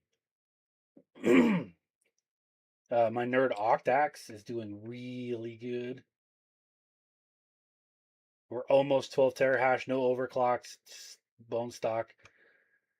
Um, I did get a higher, yeah. Look at that difficulty that Hammer Miner hit. How did I not hit a Dogecoin block with that highest difficulty? This is killing me. This is what's bothering me about the Hammer Miner. Like, how did I not get a block with that? What's the let's look at mine Dutch. Let's look at the difficulty for Doge and Litecoin. Maybe if it decides to load, might be a little slow because I'm streaming off this computer. There we go. So what is script?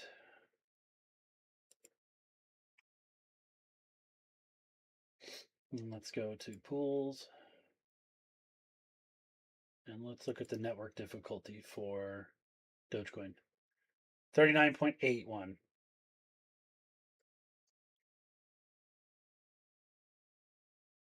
What's Litecoin's?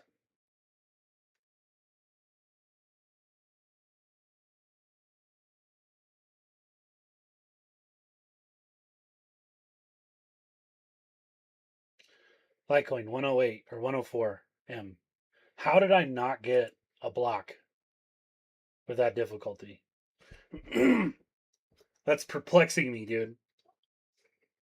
I'm to the point with that hammer miner where I might just shut it off because I don't know if it's almost like I don't trust it.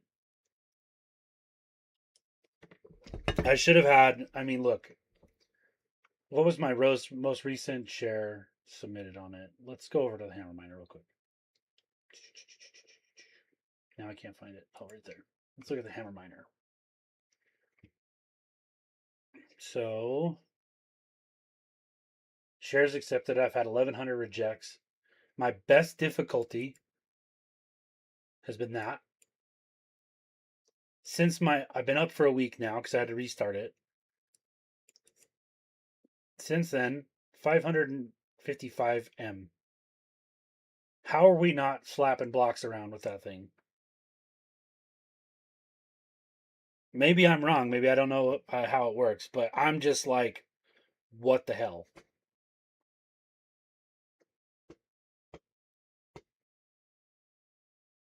Someone might have to explain that one to me. I just don't know. I don't get it.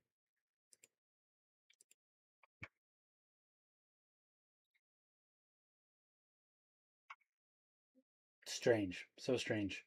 Because Litecoin is 104M, and I'm hitting G's with that. M's, G's, and T's, and nothing.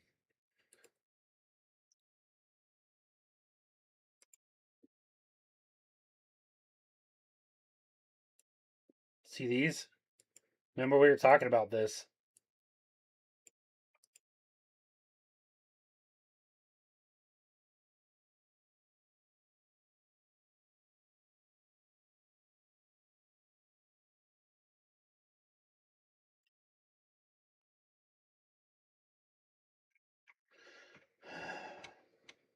I don't know.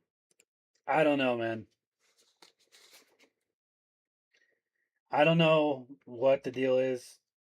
I don't know why, but yeah, yeah.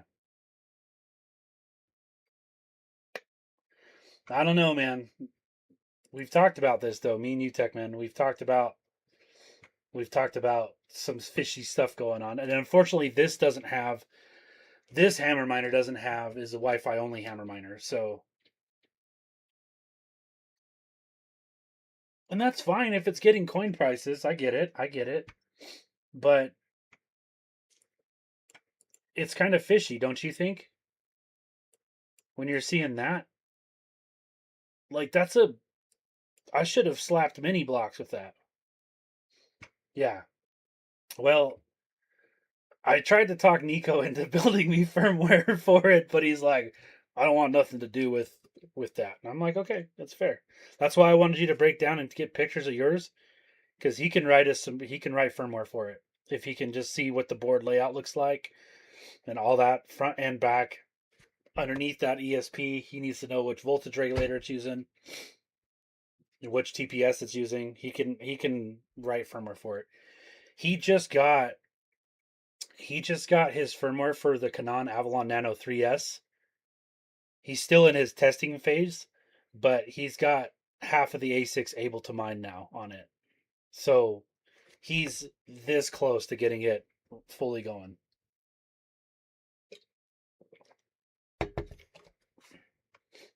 Less errors by IP instead of host name. Yeah, yeah. I don't know. It's weird. It's really weird. I think personally, and I haven't touched the firmware on this yet. I guess at some point I'll have to, but I haven't touched it yet.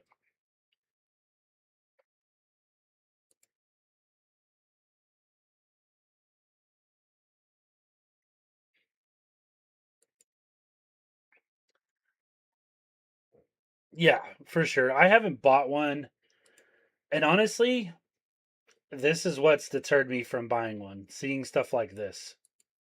You know what I mean? I was literally about to pull the trigger on the Red Panda one,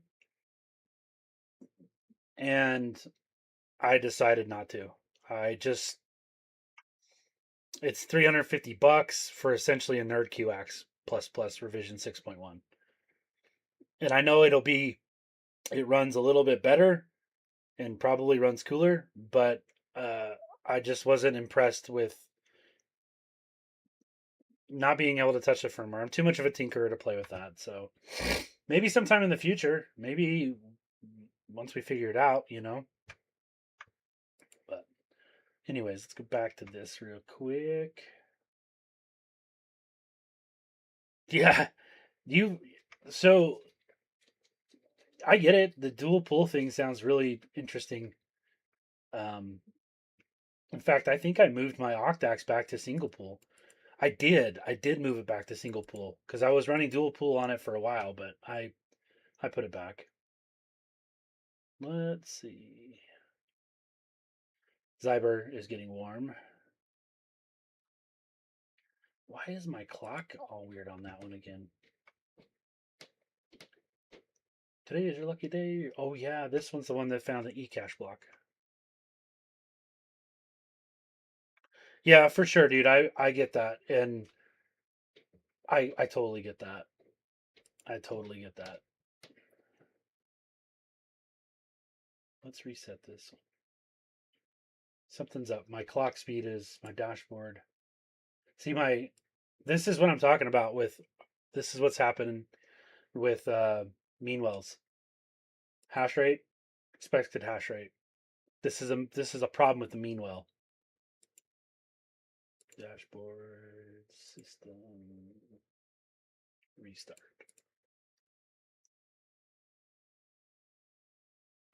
Dude, I'm really interested in the S1s if the price is right.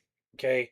Like I look, I love the hardware, the tinkering part, all that good stuff, but I do believe the the price needs to be righteous. Okay. And I don't plan on, uh, I'm not going to buy one if it's ridiculously expensive because it just it doesn't seem like a solid idea to me. But if the price is right, if it's in the $400 to $500 range, I might consider it if it's fast. I want Tiny Chip Hub's new one, their little one, because that thing looks gangster.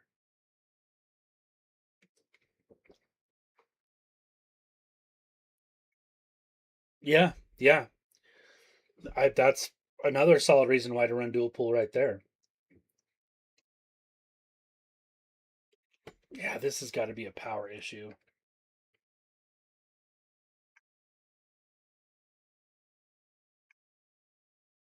Look at that. I think I've got this 300 watt Meanwell that this is on right now is probably on its way out the door. Yeah, and I get that. If the price can be right and you can do what you want with it and you're not locked out, and also a key factor for me is if I can make a steady stream of income from it too. I agree. I think that's a solid. I being able to like the fact that I've been able to stack sats with what I'm doing right now has been nice, just to get some Bitcoin. You know what I mean? And not have to resort to just a daily pool like regular PPLNS or something like that. I don't mind doing what I'm doing right now. And if I unintentionally, I hope I'm not hurting someone's project, but yeah, Mikey, the Nexus looks awesome, but pricey for sure. Maybe it's one of those ones. Well, think about it this way: everything we've bought hardware wise has always started out high and went low. But it's going to be hard to do with the BM 1370 73 stuff. I think the price is going to be high for a while. So hopefully I can get lucky and maybe someone will send me one to play with. But um, I think that at this point I'm probably going to be on the BM 1370 stuff. Hell, even some of the older stuff. I just got here. I'll throw this over to the desktop real quick and I'll show you one that I bought for $28 from the US. It obviously it's not a very good miner, but it's kind of cool. Let me move over to the desktop view real quick.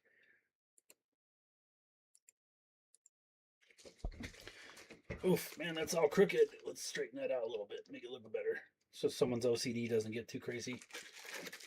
So I got this on Amazon, $28. It's a bit disc, obviously, but it's Type C. It's a D12 T, and it's 400 gigahash. It's kind of neat. You can do barrel jack or you can do Type C power. Comes with the power brick and everything. I had to buy it just because I thought I love BitDisc products. They're fun, and maybe I can dedicate them to like slap it to an altcoin and do like what I do now, where I solve little blocks and then solo blocks with some of this little stuff, and then just convert it to Bitcoin until the network difficulty gets too high for whatever I'm solo mining. But it's kind of a cool one. Pretty solid 3D printed case, color screen with a coin readout. So this is what is crazy. So this has coin pricing update and weather clock, and it's also a miner. And I believe this is a BM 1368, if I remember right, something like that. Kind of neat though, kind of neat. But let's go back over here because I actually need to pull one more miner. I think. Uh, this is frustrating though on my Zyber. I'm not I'm not too thrilled about seeing this because I know this is a power issue. Because every time I turn this up to 12 volts, it just keeps coming down and down and down. And I think that power supply's in dying. So that's a bummer. Let's look at the hex real quick. I'm curious about that one. The Supra Hex. This is Doughboy's favorite if he's still here.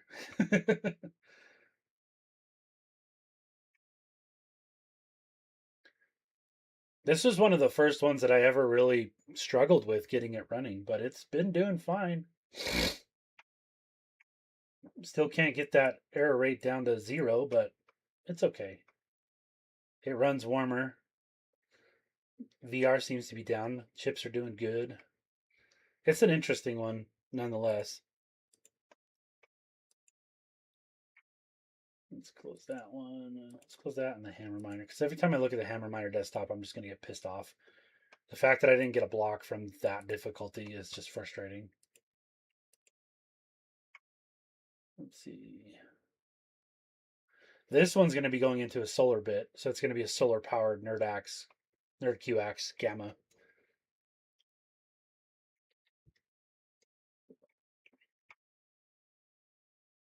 And Pleb Source one.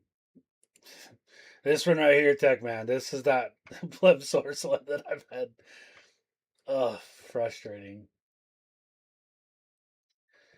I had the land mod on it, but it kept acting up, and so I ended up having to do it. Let's do this. Let's go to the update. Let's check for the latest update. Wow, okay.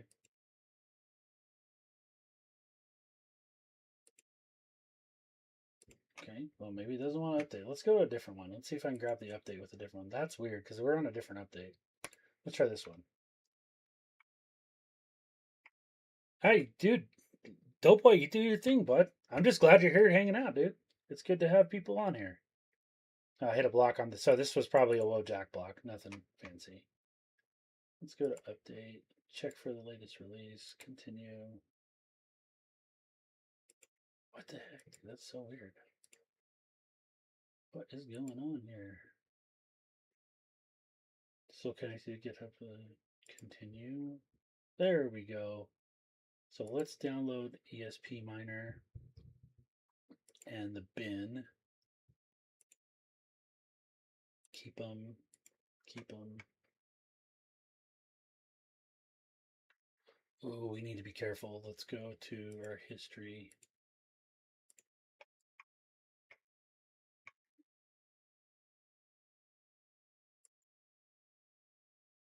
Oh, we got another bin from a different update. So let's do this.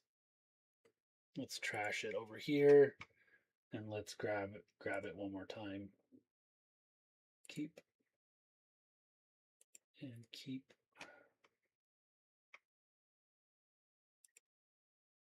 file. Once they're downloaded, we'll put them in a folder on my desktop so that I can grab them easily from there. First page. Okay, so copy or cut them from there. Let's go over to my desktop. Close that out.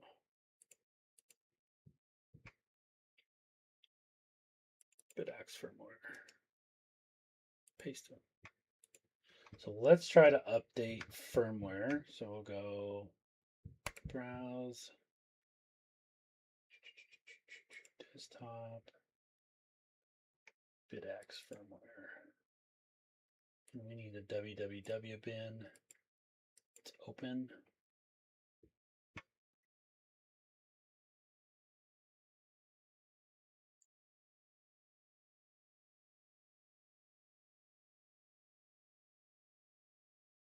And grab this ESP miner. Cancel. Do that real quick. ESP miner.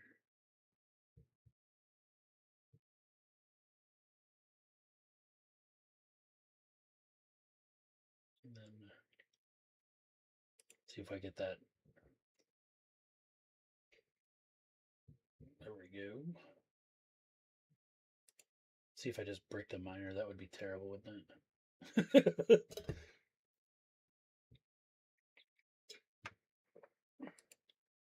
Maybe. Yeah, I hate that thing, dude. Settings. Oh, is it in system?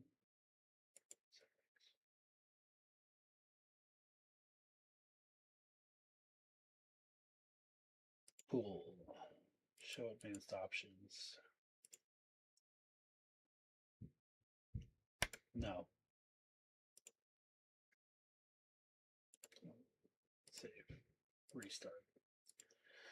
I hated when they added that update to it to where it does that, but I mean, it's easily bypassed. It's not a big deal. So, Techman, a lot of those guys are like it's like we've talked about before, where they're like super staunch Bitcoin guys and they don't care about anything else but Bitcoin. So, it's just one of those things, you know?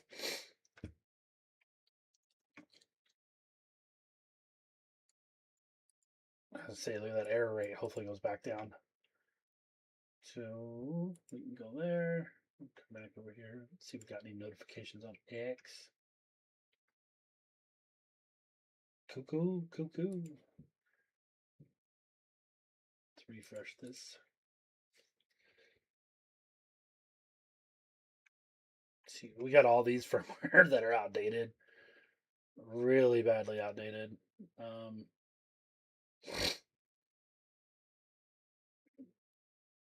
so the two miners I got fixed are fixed, but now it's like I need to go through. Like even my Octax still has this factory firmware, but I'm not gonna change this because I'm gonna be putting TNA OS on all of my Nerd products. The Nerd Octax.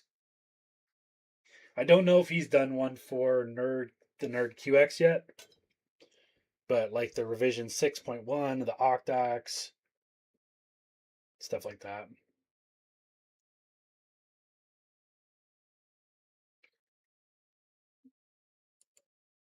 Yeah, dude, man, Techman, I don't know if you've read the latest and greatest from the problems with them, but let me show you real quick. Let me go find the guys at Bitaxe DE. There's some really weird stuff going on over there. So I've been in contact with these guys. These are really cool dudes. And there's something sketchy going on in the background there. You get a chance, read up on this. There's something weird going on over there. So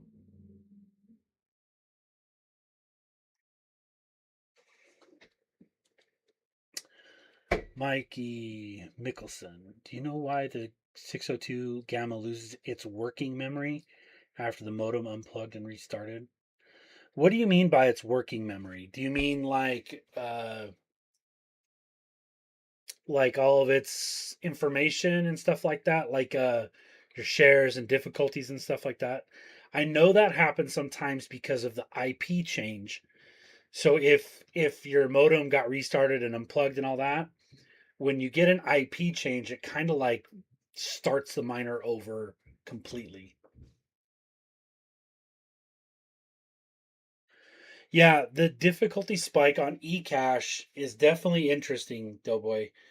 Um, it's like weird. It goes, like if you're watching it on Dutch, for example. Like let's look over here, and I'll go to my SHA-256 miners, and we'll come over to eCache. The difficulty spikes are interesting.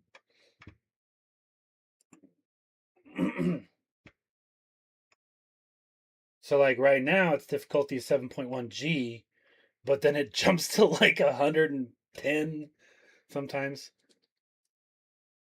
Yeah, so Mike, did you get an IP change when that happened? Because if you change the IP address, it'll do that. It must be something in AxOS that causes that.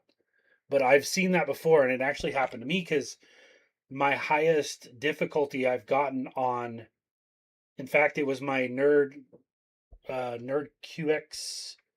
The nerds do it too. This one right here. My highest difficulty on here was actually 14.4T, and when my IP changed after a reset, I lost all my share data. So I'm curious if your IP address changed from what it was before the modem reset, but and you can lock the IP address. with your router to where they're dedicated to that device only. But me personally, it doesn't really bother me too much. But yeah, that happens.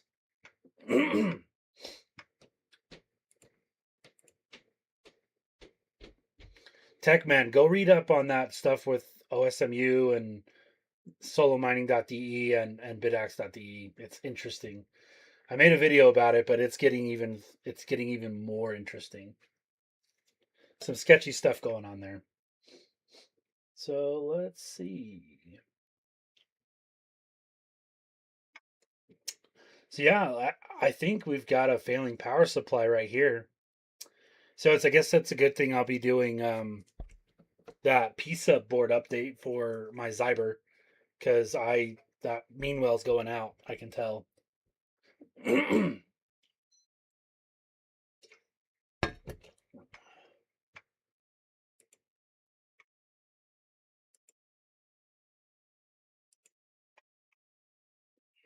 This one's been doing good. I get a lot of these rejected shares on Mining Dutch, which is kind of weird, but I guess that's what happens. So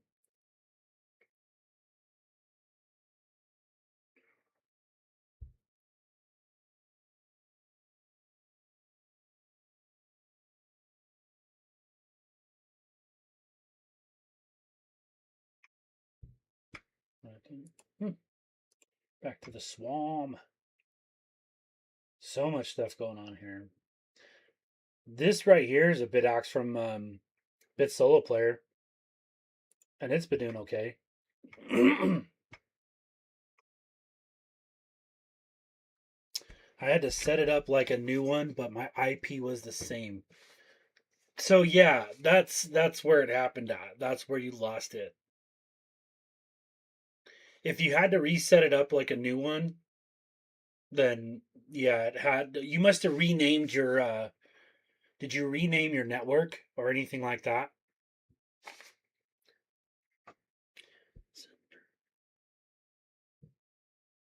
I'm curious if the 7th gen Nerd QX ESP32 will work in the place of a Hammer Miner ESP32. Absolutely. It's just a LilyGo T display, dude. It's an S3.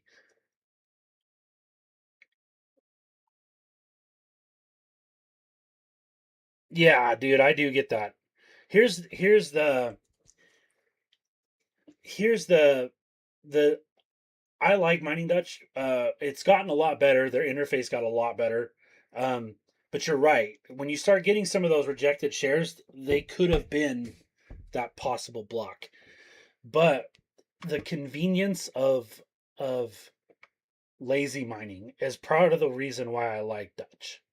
Being able to lazy mine anything, any of the alt or crap coins that are uh, being caught if you do in multi or merge port or if you were like let's say you threw on like I do plan to buy some other the bigger like homemade solo miners just for fun to build them and I might choose to put those on pool and all that crap that you mine with it, all of it that can be gets converted over. So, Mikey, with let me get make sure I've got this right. So, your modem got shut down and restarted. You started your Bitaxe back up and you had to restart it like it was a new miner, right? So, my guess is in that setup somewhere that's where your IP not necessarily your IP address started, but where basically it was like you're starting your miner like a new one again. And so that's probably where you lost your share data. That's the only thing I can think of. I know that I renamed my network because I had a comma in it, and some of the solo miners, especially BitDisk, don't like special characters in the Wi-Fi name. Canon is another one that does not like special characters in the Wi-Fi name. So I had to change my Wi-Fi name for that reason. I think I hear a kid coming down the stairs. Let me check real quick. I'll be right back.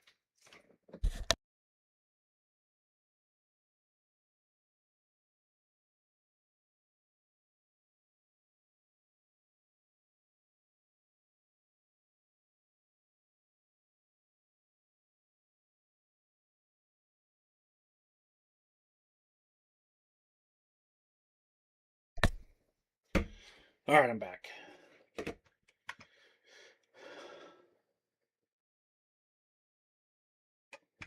So, you know what?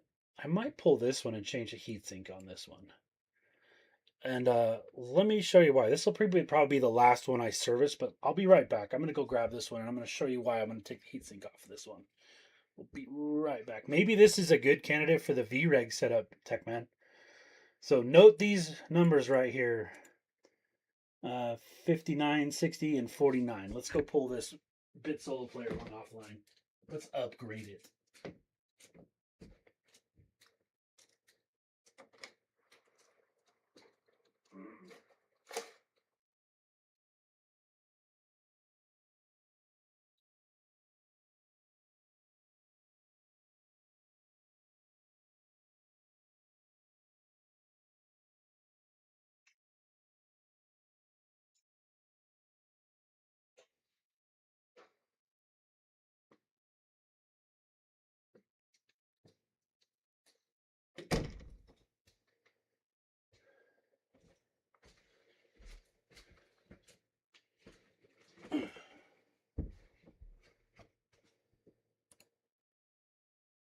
Okay, so we're back here and just making sure I pulled the plug on the right one.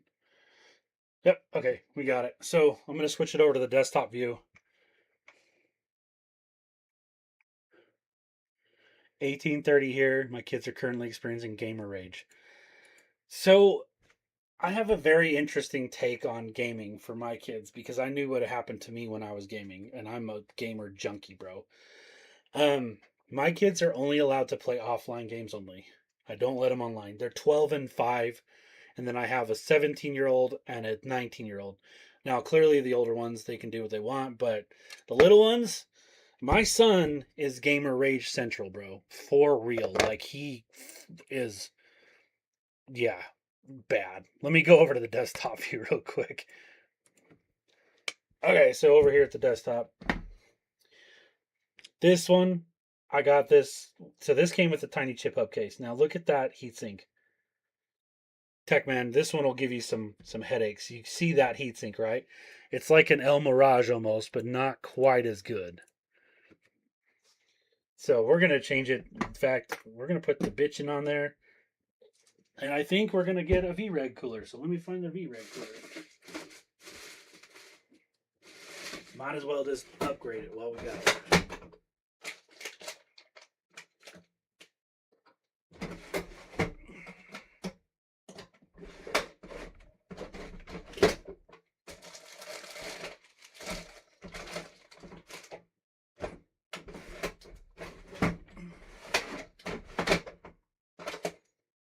If I can find the V-Reg cooler.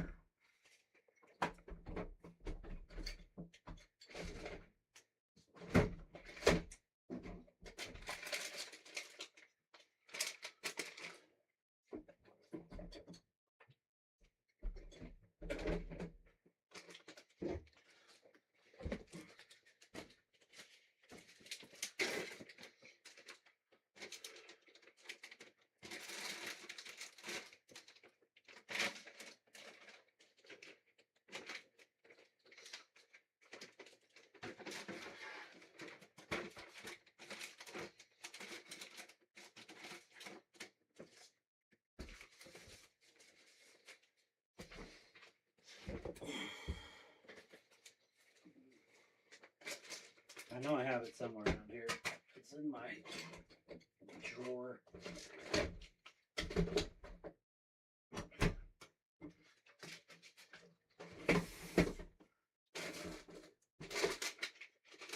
There's so much stuff in here just bouncing around, you know what I mean?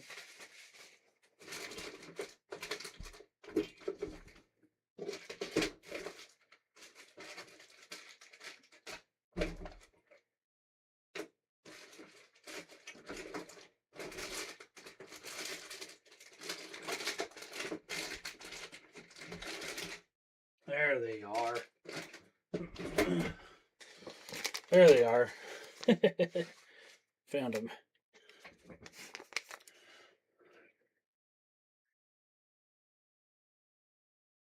Yeah, dude. So like today, about, like I said, about 1 o'clock. My wife gets off work, and we're heading out to the lake for fishing, dude, because we need to touch some grass for sure. So these are the V-Reg coolers from the Solo Mining Co. We're gonna install one of these with the bitchin' heatsink, I think. See what kind of upgrade we get with this. But this heatsink is not the greatest, so let's go ahead and get this pulled apart. It needs to be cleaned anyways, but I wish this was more like the El Mirage where it was bolted on, but it's definitely not. This heatsink comes with the tiny PSUBB Gamma upgrade stand, which is actually the one I have the Duo in.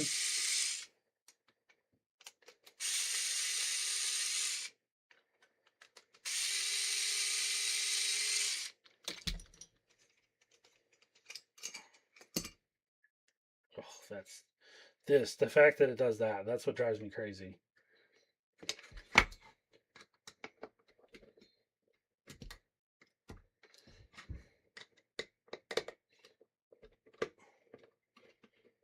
Be prepared to be amazed. Yes, sir. I'm doing this on your advice, man. You're the guy who said, "Hey, we should buy some of these," and I just kind of put it off, and you're right, dude. It's probably awesome. So, you put the thermal pad. Now, I'm trying to remember where the thermal pad goes. I'm going to have to pull these off. Pull that off and pull the little copper one off. Yep. Put the heat sinks over there. So, if I remember right, this goes on here like so, right? Like that. That look correct? Yep. And then the thermal pad goes on the voltage regulator. Is that right? Dude, Doughboy, these come from the UK, bud. Like, these are from the UK, man. They're right by you. Pad on the VRM. Perfect. Okay. I do still have the little instruction printout. This guy right here. So, that's kind of cool. Printed it on like a shipping label. I think that's awesome. Effective.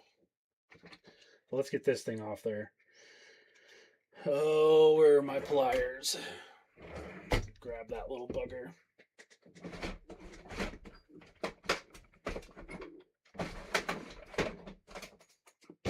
I even still have the original fan for the bitchin' heatsink. Right there.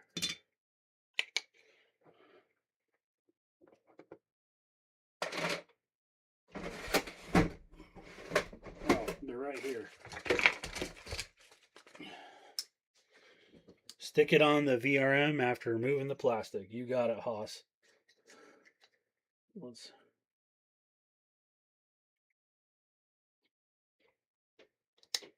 pop that off.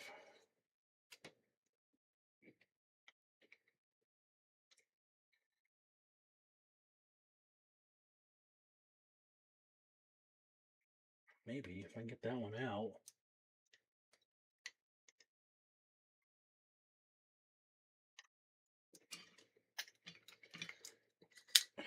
See, that's this design right here sucks. I don't like. I wish this was a bolt-on because this is a bad heatsink, dude. This is awesome. I think I started the two bottom bolts to hold it and then two top. Fair enough, man. But like this heatsink, this is like an El Mirage, dude. But then they goof it up by adding those two little brackets. You know what I mean? Kind of annoying.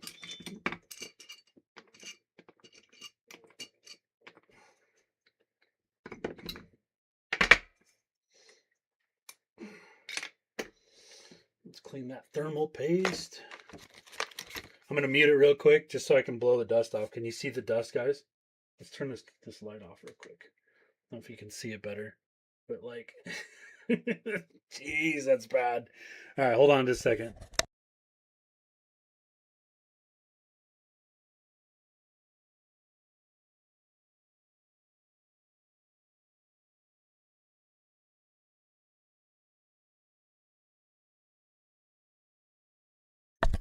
All right, we're back. Let me tell you something, man. This has been a game changer. A game changer for my cleaning for computer stuff. So I picked this up on Amazon like for $40 or something. Get one. 3D print mount. What kind of mount are you talking about there, dude? Mm-hmm.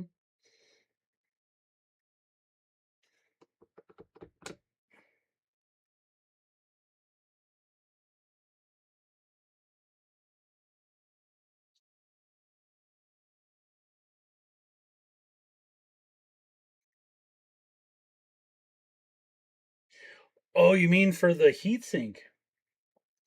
Yeah, I bet you could. Um, Now that I have a 3D printer, that's possible. Those heat sinks are cheap, so I'm sure you could figure out a way to make it a 3D print mount. I'm not that good with 3D printing stuff yet, but now that I have one, lots of ways to explore and play with them. Man, this thing was dirty.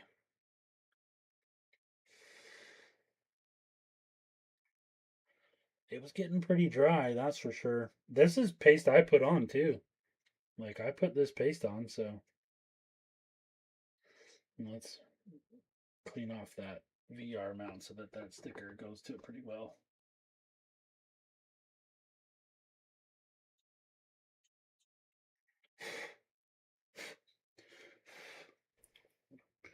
Glue it to the PSU brick, right?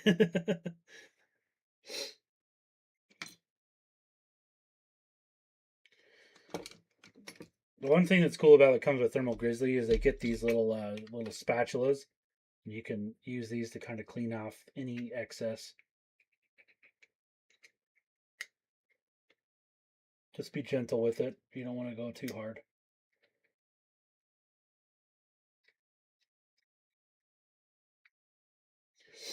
Okay, so let's stick this on first. So we'll put the heatsink tape on. Of course, I drop it. Ugh.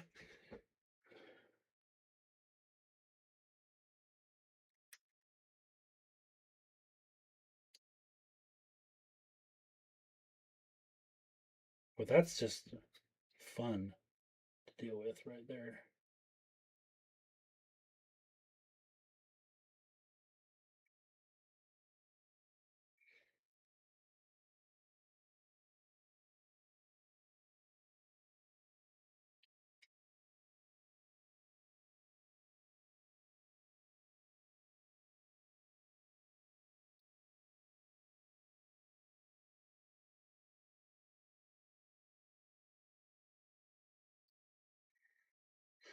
Okay, thermal bond is on there, and then we'll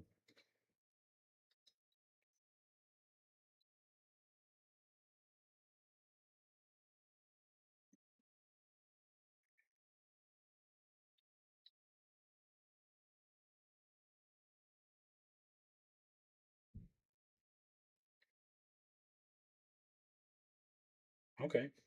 Okay.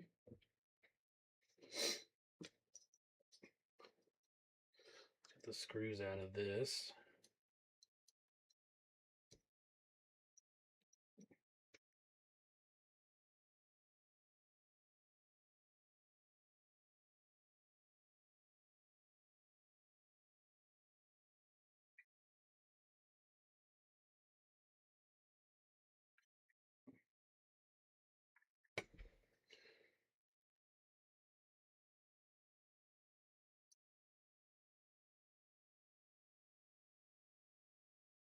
All right, there we go. Move some of this shit out of the way. So throw that up there. Keep track of these pads. You never know when we might get some more. If this works really well, I might use one on that Duo. Maybe that. Do you have the Duo, Techman, or did you not buy it?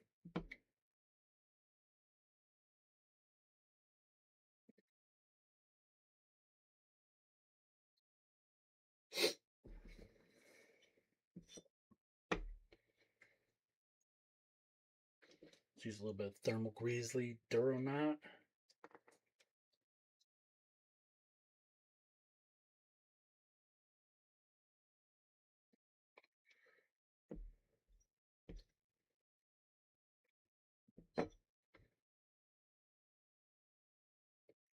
put a couple of screws through that.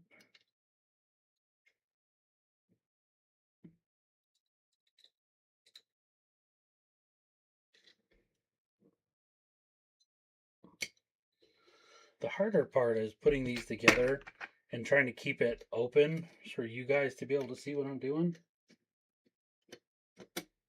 Oh, we missed that. We missed it. We missed it.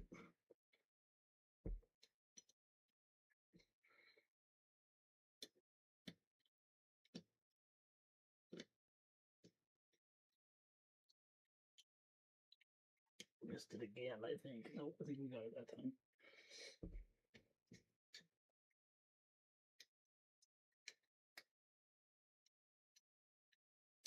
Nope. I can hear my son just fired up the mower. Time to mow the lawn.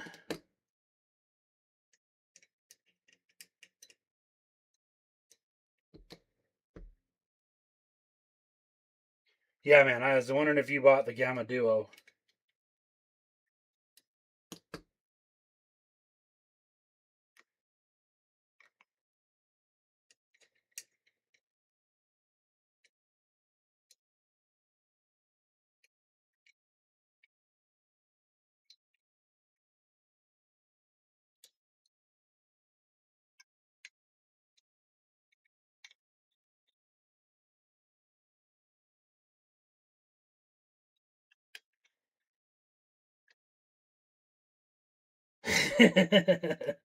That's fair, dude. That's fair.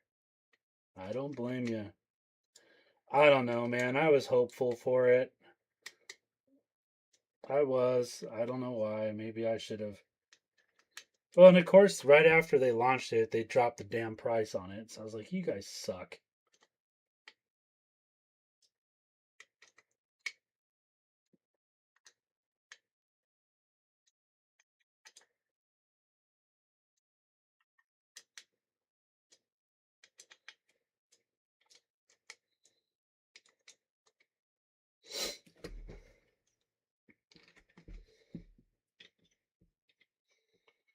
It's always annoying when you buy something and then they drop the price. You're like, dude, what the frick?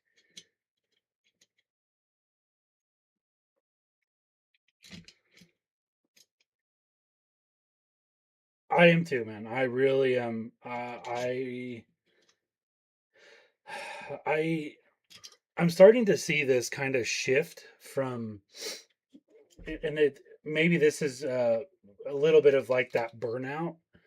I'm starting to see this shift from solo miners like these to, well, like the full size big boy A6 being, turned down into a single board or something like that. Like S19s and S21s being turned into single board miners. That's the kind of shift I'm starting to see, and that's cool. But at the end of the day, I don't know if it's not, I don't know if it's something I want to do. You know what I mean? So let's try this. Let's try this upgrade. And Tech Man, you swear by this, so I hope you're right. Did it look like I put everything together right? Hopefully you were watching.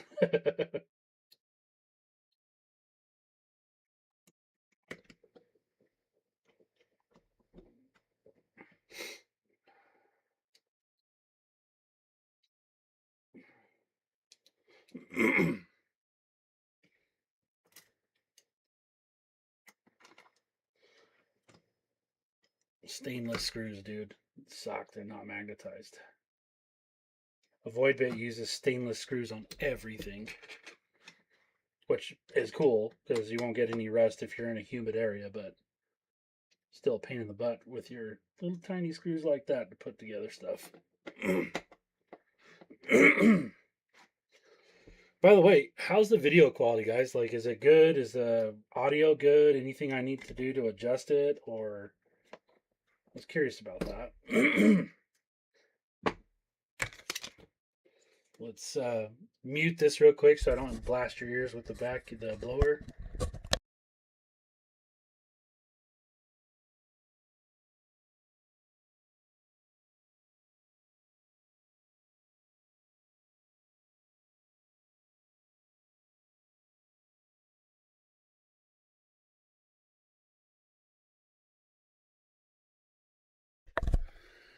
Yeah, a power on Ethernet would be really cool, actually.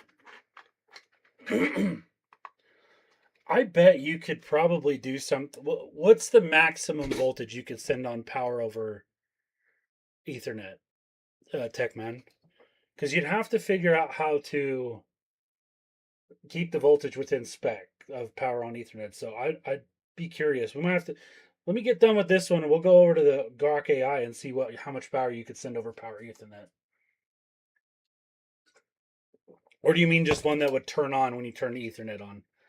I'm gonna go run the. Let's go plug this thing in over in the lab and see what happens. Try to hobble my ass in there.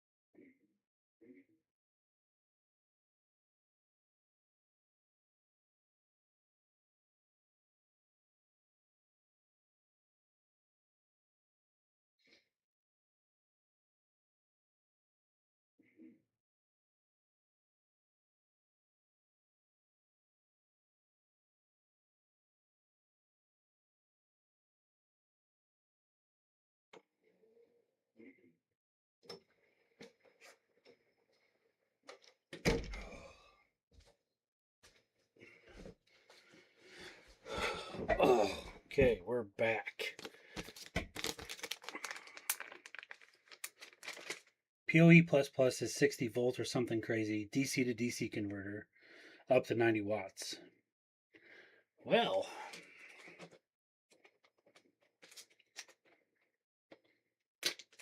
bro, Doughboy, dude, what the freaking UK guys get the good deals, man. That's it. You buy a bunch of them for free shipping and send them my way. No, I'm just kidding. I mean, it's a good deal, though. 55.3 and 41 right now. I don't know, Tech Man, you might have me sold on those things, dude. And now imagine that, but then you add that fan or that launch pad kit from or the jetpack kit from Solo or Avoidbit. And let's go look over right now. Let me get you on the desktop. Let's deactivate this cam. Go back to the web. Let's go over to Avoidbit shop real quick and see what he's running those at. Avoidbit.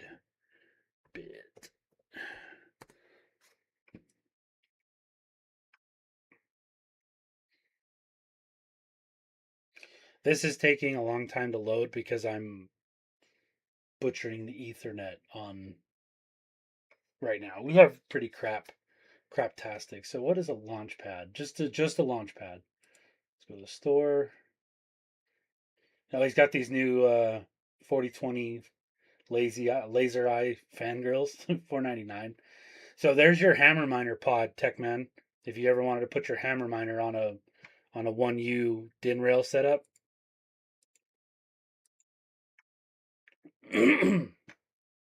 So let's go view all.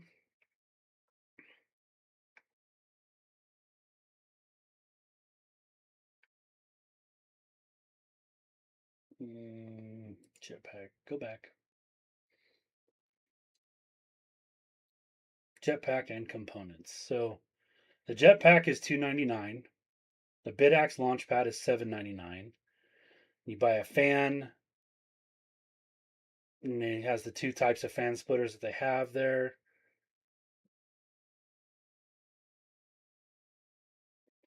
So I mean, that's a pretty cheap upgrade. It really is. This is why I buy fans and splitters from him, because dude, they're cheap. Like Amazon, these things are $6 to $7. and then you still have to buy a fan splitter. I just buy it all from him. Now that I have an affiliate link for them, though, ooh, I want a box with the intake fans and exhaust fans, HP power supply, and that board you have. Yeah, dude.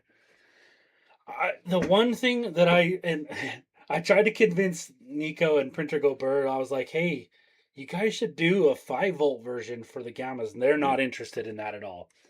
And that's okay. Again, I think it'd be cool. You could do a step down converter. Yeah. See, well, look at this. This is why I like avoid bit stuff. So let's say you find a one-use server box. You can buy these right here, the rack mount editions. So you can bolt these into a server rack, and then you can mount and buy whatever pod you needed. Whether it was not the launch pad. Let's go look at the pods. BitTrack pods. So you have Bitaxe pods, Nerdaxe pods, NerdQX++ pods, GT pods. Now you got the Hammer, the GT801, the BitDisc pods. You probably don't have those. Dude, Avoidbit is the man, dude. Let me tell you about an experience with him real quick. And this is so I bought the uh red edition BitTrack full kit, okay? Launch pads, fans, everything, right? They got lost in the mail. And I was so bummed out. And he immediately, once we figured out that the tracking was getting wonky, reprinted me a whole new set and changed carriers and everything and shipped it to me. Well, then, like 2 weeks later, the other one gets delivered to me. So I offered to send it back. Like, I'll send it back to you. Like, I feel terrible. And he's like, no, dude, keep it. He's like, no worries. We're good. And ever since then, like, his customer service has been awesome. And, like, just my overall experience with him has been perfect. Yeah, so I have a design too that he's just really busy. Like, in the past couple of months, he just got overwhelmed because he did that Alliance Edition setup with Helium Deploy. And then he got hammered by building these for Helium Deploy. And yeah, that was pretty much the what got him going. Plus he's doing some stuff for these guys. I know he just got like a put on Altair's trusted list. So that's really picked it up for him. So yeah, this whole deal right here really set it off for him, and I'm happy for him, super happy for Voidbit. But he's been hammered with stuff. So I had this idea that I passed to him was to take the stock Bitaxe 4020 fan and just add a little vent to it that would throw air to the VR. And I believe he was working on it for a little while, but then he got swamped with all that helium deploy stuff. So it is what it is. But I'm happy for the guy. I really like him, and now he was able to open up an affiliates program. Look at that ASIC temp, dude. We might have a problem there. I might need to check the thermal paste on that. That's not good. I bet I created a bubble when I was bolting it together. Let's go pull that back in. I better bring that back in here.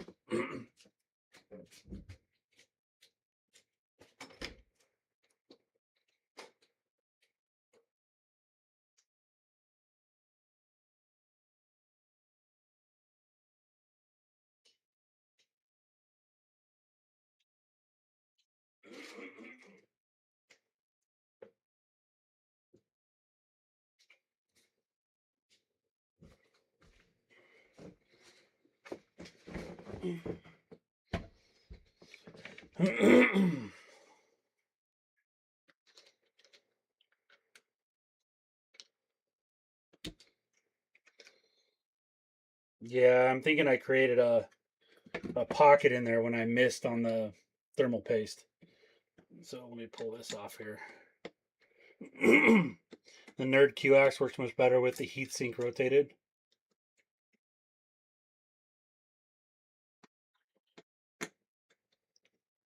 Which Q-Ax are you using? Are you talking about the like the Gamma one or Revision 6?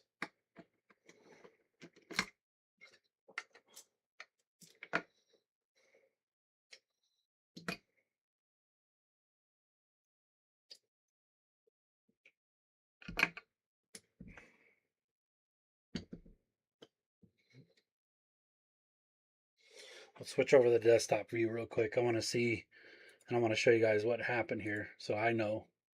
See, activate. Okay, so we've got that one that I put the V-Reg cooler on, but the temperatures were getting high. And my only thought is I created a bubble in the thermal paste when I was shifting it around. That's probably what happened.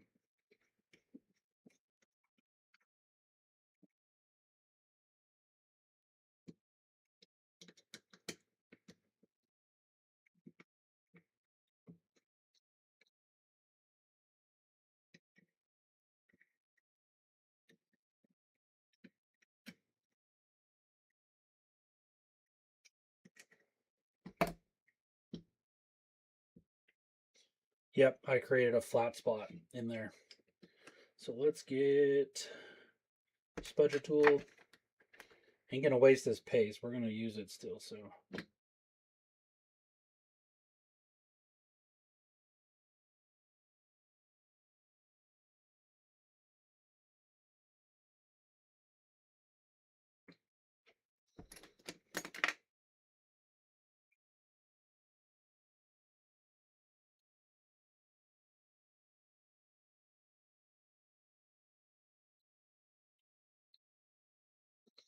Man, wet thermal paste is such hard to work with, so hard to work with.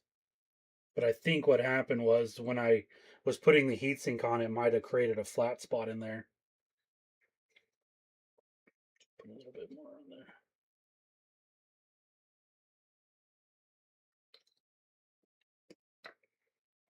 V-Reg cooler came off, and we've got a bad imprint on that V-Reg cooler too. Look at the imprint on that. It wasn't quite where it needed to be.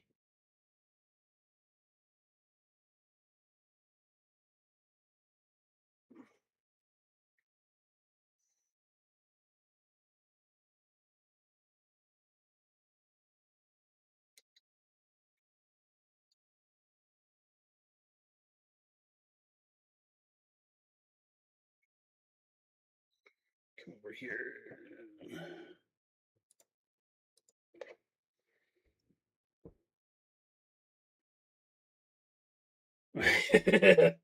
Man, the thermal paste, the application doesn't bother me at all. I'm never really worried about it because it's like, it's non-conductive. It just gets messy sometimes. So I get why people don't want to make a mess with it, but to me it's like, meh, whatever. Too much is okay. It's unless it's spreading to other components where it could transfer heat that way, it's never really been a big concern of mine. I might have to do this differently because this thing's kind of a pain. Take my eyeballs off here and see if I can line them up like this.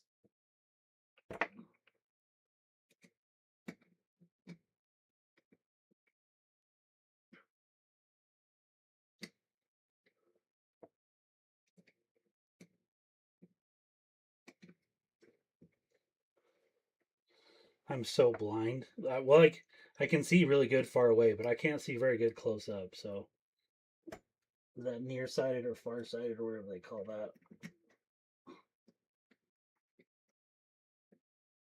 There we go. That's a little bit better. Might be somewhat better.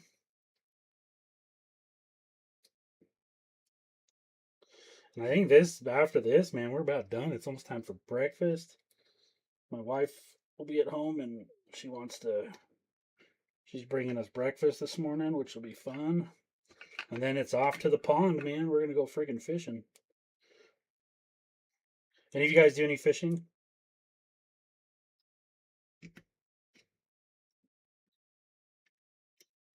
Okay, put the glasses back on so I can see. Bro, I am like right there, Tech Man. I think it's time for bifocals, dude. I've been really considering it. As much as I don't want to admit it, I think it's about time for bifocals.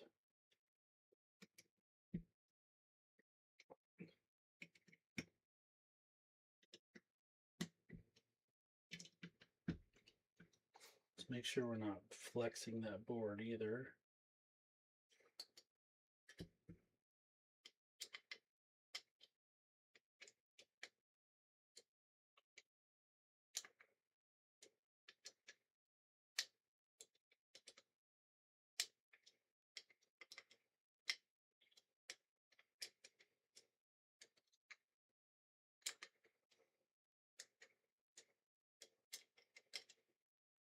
Okay. Doughboy, you don't have patience for fishing? You know what makes it you have patience for fishing? Drinking a beer while you're doing it. That's the only way I can fish, dude. If I can't have, 12 pack with me, and then I just don't do it. But I've been cooped up a lot the past couple of weeks, and it's time for me to go touch some grass, enjoy the nice 80-degree weather we're having today. And yeah, I think it's time. What do you think, Tech Man? Should we throw a heatsink behind the ASIC? Just kidding.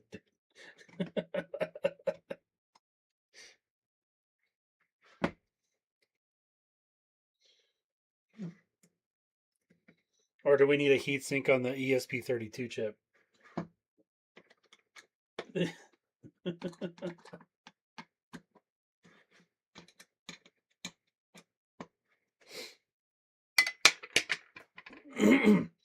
All right, that looks better. Hopefully, hopefully that thermal paste application is better. See, it happens to everybody, guys. It's someone. Look, I've screwed up more thermal paste applications than I can keep track of. I'll be right back. Let's go fire this back up.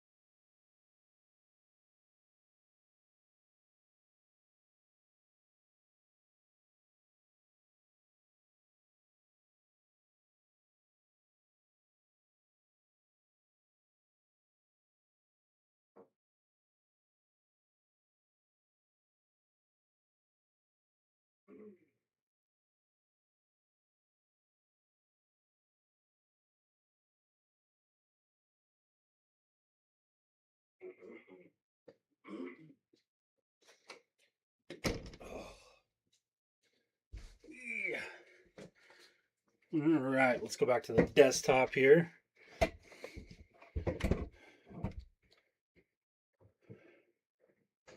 Yeah, I know, dude. I know. Give me just 1 second, guys.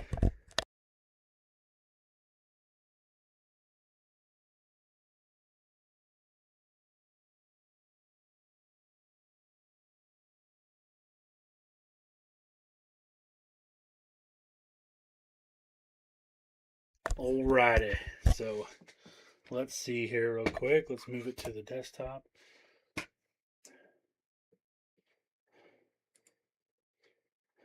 Deactivate and reactivate. So I need to get a little capture card, like a USB one, to be able to run both cameras at the same time, because ideally that's what I want to do, is have both my cameras up so you can just see them all, Okay, let's refresh this page. See if we got a better application on it. Oh, that's better. There we go. Got a better thermal application. And look, even the thermal temps on that voltage regulator is down a little bit. No washers. So far I've done pretty good at not crushing anything, but you never know.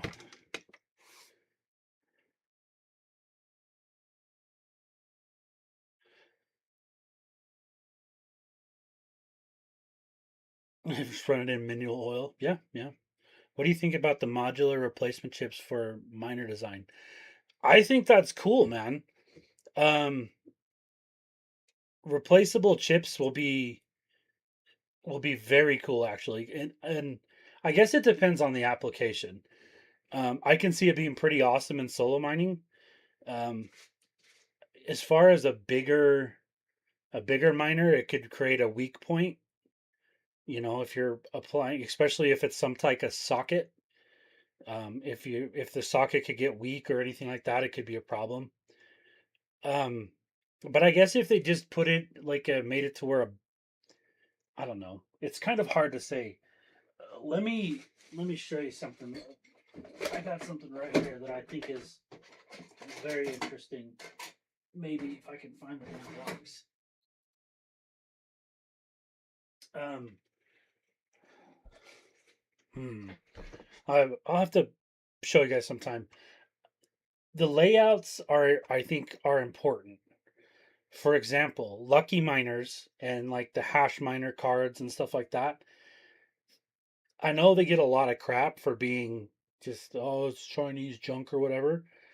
They have some of the best board layouts I've ever seen. Even like the LVO7, the one I did a video on, really good board layout. Dude, what is up with these thermal temperatures? Do you see that?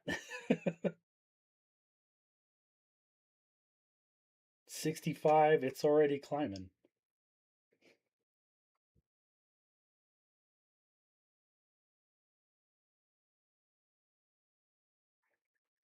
Man,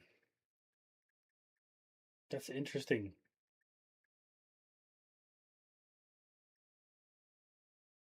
Interesting, interesting. Yeah, that one's gonna overheat. Let's try this real quick. Let's go to the settings real quick and look at the fan. Fan speed. Let's turn up the fan speed a little bit to 40. Oh golly. That fan speed was a little low. They are overclocked, so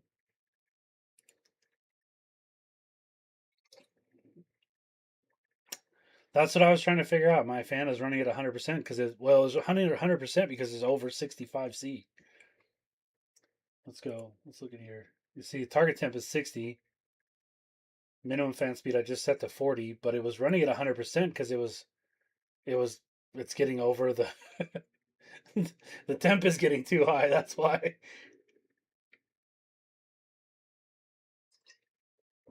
Yeah, see, it's getting ready to go to 100% again. Hmm. The V-Reg's doing good, but the heatsink is just not working well on this one. The thermal paste application's in a good spot. I know that now. It's not. I wonder if I'm putting too much pressure on it. Let's pull it back off and let's pull some of the pressure off because it's just going to overheat. Look, like it's going to overheat. Today's not very warm, so if it gets any warmer, it's just going to go.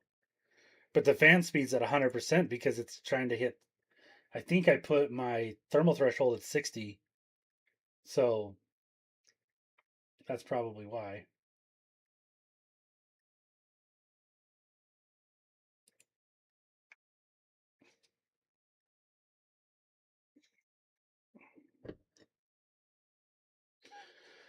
Yeah, I might have to wash her that one.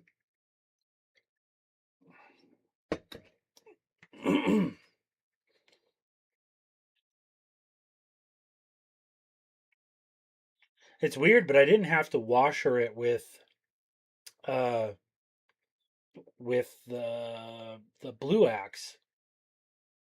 It worked just fine on the Blue Axe dot washers, but I wonder if putting that V-Reg, because you kind of have to get the bolts a little tighter for the V-Reg to make sure it's holding on. It's possible. It's possible. Well, let's go grab it again and see what we can do. I'm gonna have to clean thermal paste off of it now, though.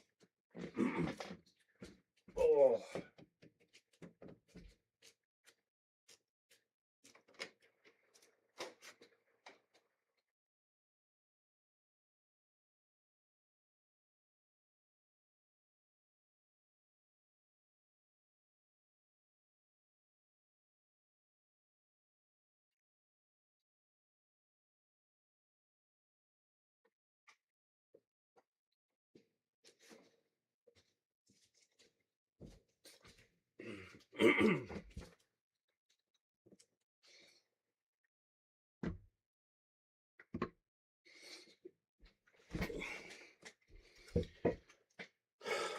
Let's switch the screen.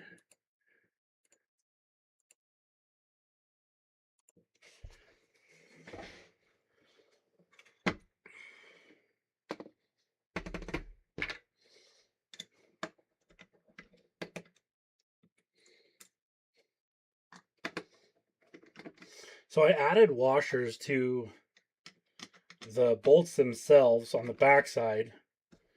I should just take those washers and put them between, maybe.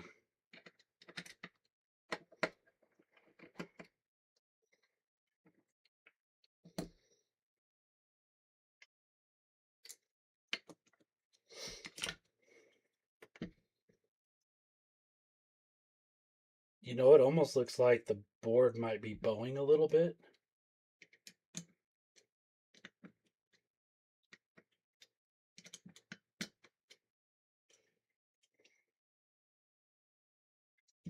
Might be just too tight.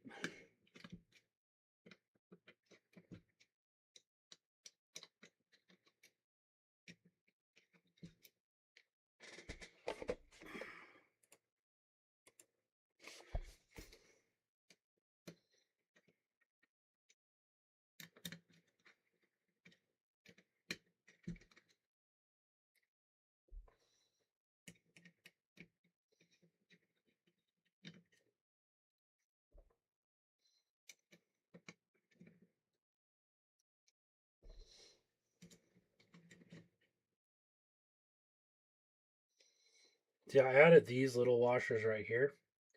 Hope you can see them on there. But I wanted, those are probably too thick because those look like they're about a mil thick.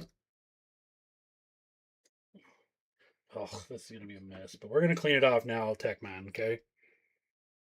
Ping me on the jelly disc. I'm not on the Discord right now, but I'll get on there here in a minute. My computer was getting this little laptop that I'm streaming from.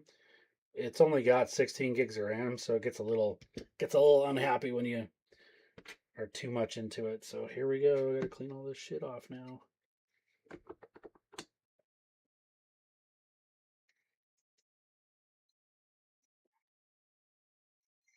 Nothing worse than cleaning fresh thermal paste. I think fresh thermal paste is probably harder to clean off than regular is.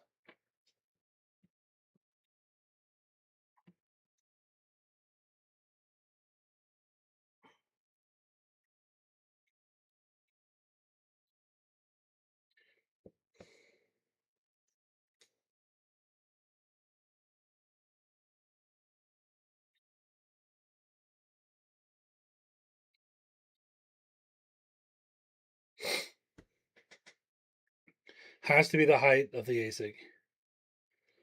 Your miners have more juice than the laptop. Facts, bro. Facts. So this laptop was free. It is an i5. What is it? 10th gen i5 laptop. It's kind of like my mining laptop, but I have I have a decent gaming computer, but I don't want to use it for this stuff. Um, I'd rather just it's a 5800 X3D, 64 gigs of RAM, 6950 XT graphics card. I don't want to use it for this kind of stuff, so I've been thinking about I have another computer that I could put a 5700X, 32 gigs of RAM, and then I just need a graphics card that would line up nicely with it, and it would work really good for this kind of stuff. But yeah, I don't know. I don't know if I want to build another computer for that. So I just use the laptop.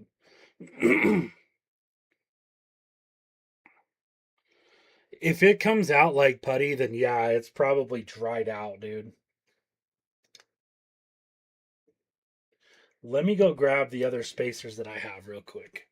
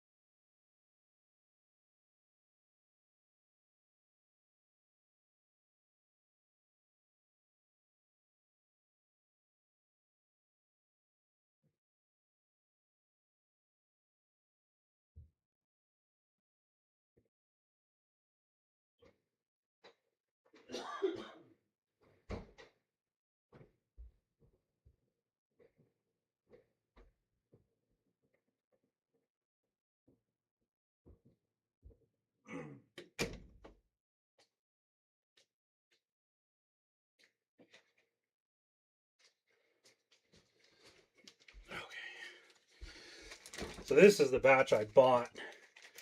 These are nylon flat washers. Let's take a peek at them, see if they're right. Careful, rip it open and send them flying all across the room. Oh, at least they double bagged it. Okay, perfect.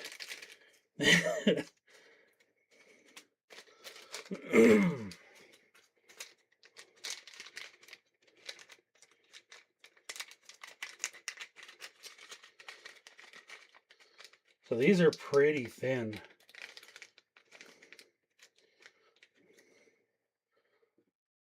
Yeah. Those are pretty thin. I think those would probably work. We can just take these washers off. Let's look at this. I don't know if it's possible, but that is definitely thinner than the ones I had on there.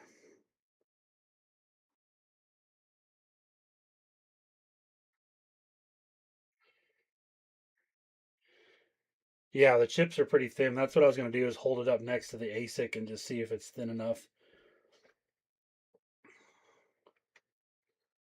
Keep it from putting too much pressure on the ASIC itself.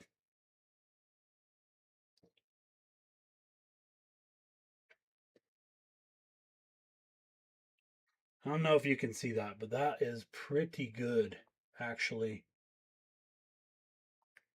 Let me see here. I'm gonna view the camera real quick to see if it looks pretty good. That's like almost the same, like perfect, I think. So there we go. That's what we'll do. We'll try that. Maybe we're less inclined to smash the shit out of that thing.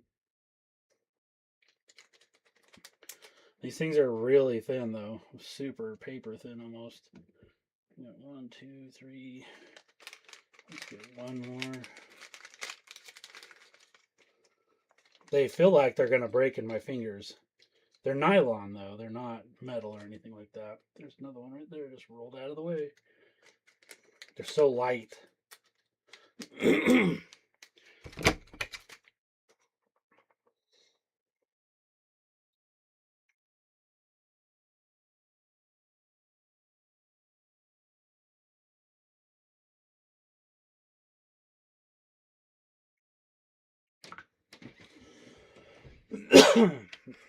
Okay. Oh, there's one right there. Let's get that out of the way.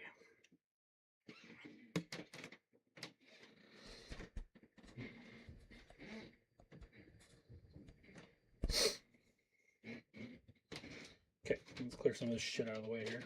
So the V-Reg cooler. Let's get V-Reg cooler's in the right spot for sure. Let's get this chat brought up over here.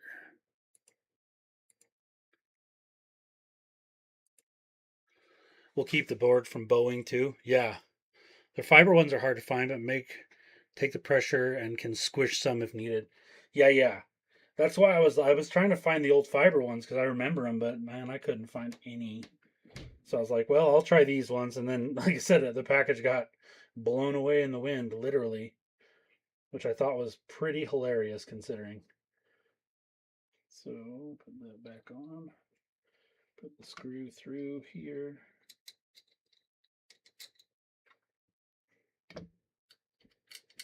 Here.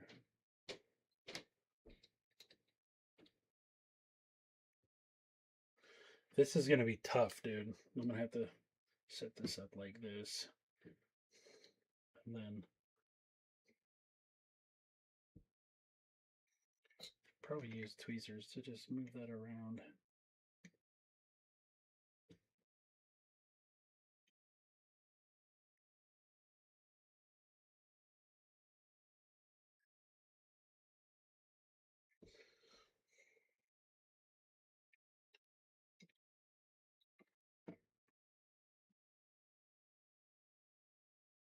Yeah, I'm pretty sure the board was bowing just a little bit.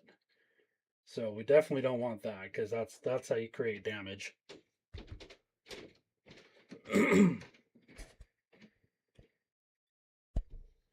some thermal paste. Oh, I got on that roll. Thermal paste is so difficult to get off the stuff. Okay.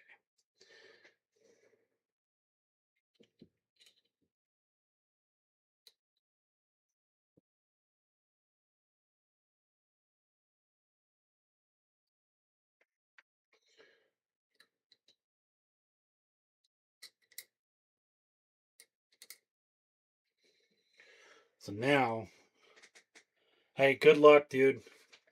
Hope you win big at the casino. Thanks for coming by, Tech Man. I really appreciate it, dude. I'm gonna finish this up, and then I think I'm gonna call it. See if we can get this thing running right.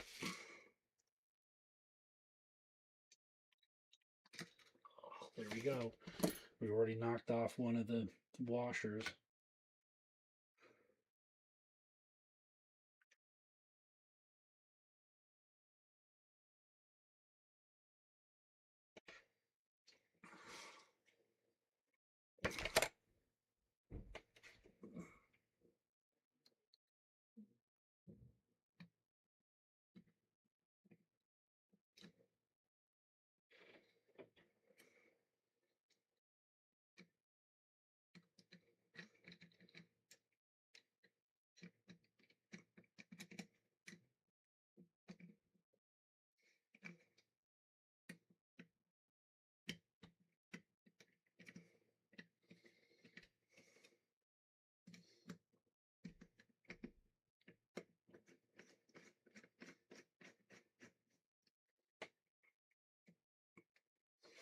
I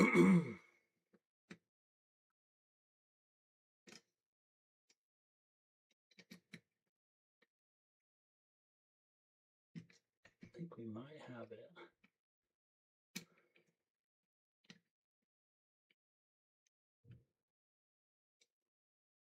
All the washers are intact. Yep. Well, that's a serious upgrade, man.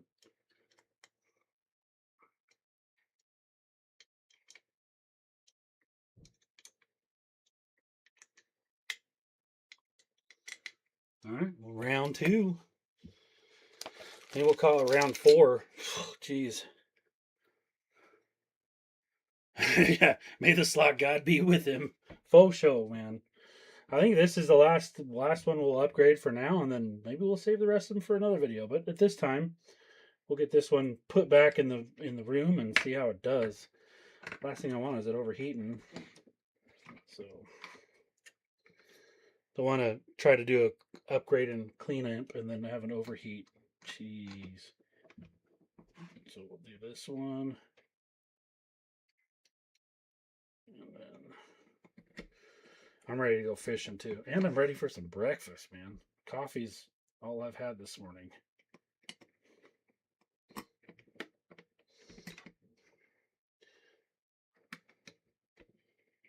Hey Doughboy, do you think we should I should keep up this type of format where we just shoot the shit and look at mining equipment and trying to get ideas for lives, you know?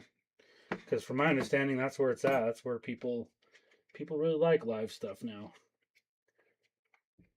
All right, let's go set this up in the mining room real quick and see if we may have got this thing under control.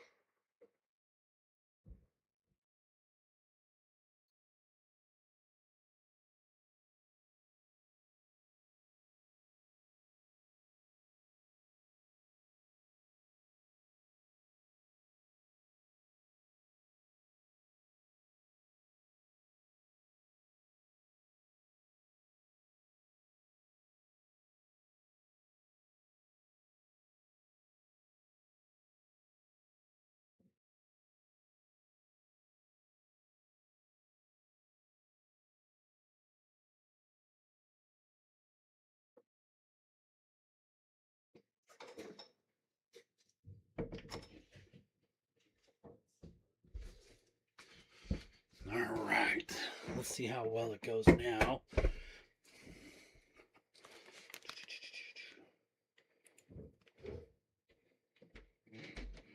Okay, so that's already looking better. Holy crap. Holy crap.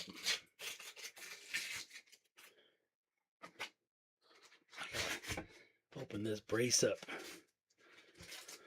Hey man, you just let me know when you do one, dude, and I'll freaking watch it. Even if I'm at work, dude, I'll go on there.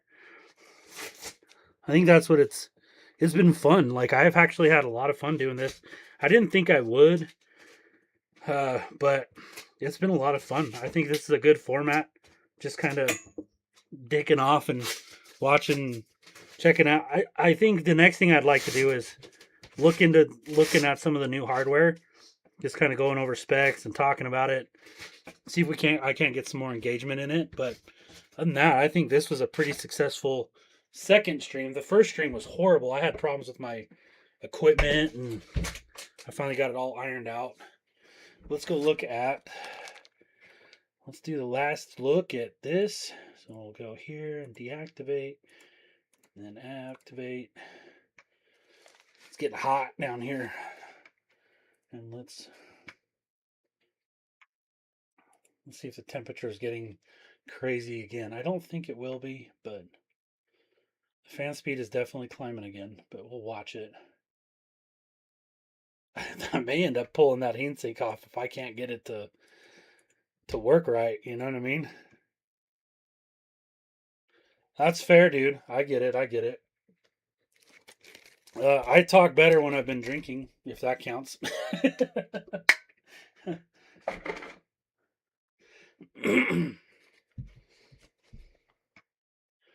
Oh, this one's going to be problematic. I can already tell.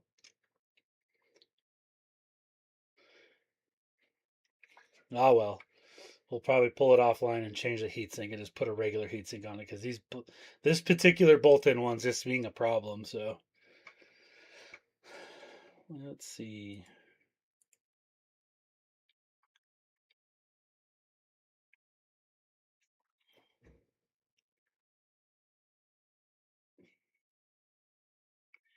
Heel easy. So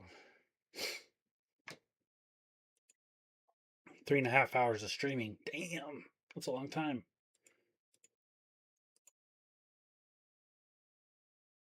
Yeah, I'm gonna have to change the heatsink. I'm not impressed with that heatsink on that particular one. I don't know if it's just causing board flex or what's going on, but it is not doing very good, which is unfortunate, but that's okay. All right, dude. Well, thanks for guys. Appreciate everybody coming out. I'm gonna get off here and go eat some breakfast and get ready to go fishing. So, um, yeah, dude, I'll catch up with you on the Discord. I gotta get a log back in on that on my phone, but hell yeah, I think this did well. I'm happy. Obviously, it was long and it's hard for people to hang out for a long periods of time, but I get it. That's why I chose Saturday morning though. Well, I think I'm gonna bounce, dude. I'll catch up with you. I'm a Shaw 256 now. It'd be good to move for me to add script or continue.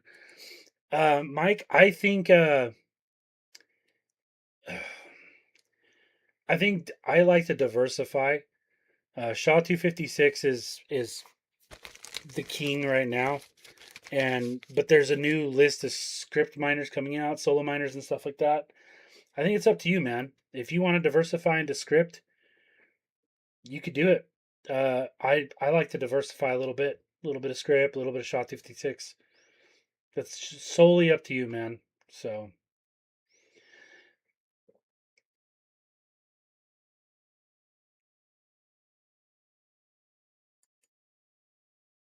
I'm planning on recording me doing VR replacement, which I'll try to talk through my mouth, but it's too slow for my brain. Yeah, it happens, dude. But I'm gonna get out of here, guys. This one's gonna be pulled back offline for now until I get it fixed. But thanks for coming out and supporting the channel and helping me out here, getting me going on my first real good stream. I really appreciate it. Spread the word. I'm gonna be doing more of this, so I appreciate you guys hanging out. Peace out, guys. Peace out. Peace out. Let's end the stream.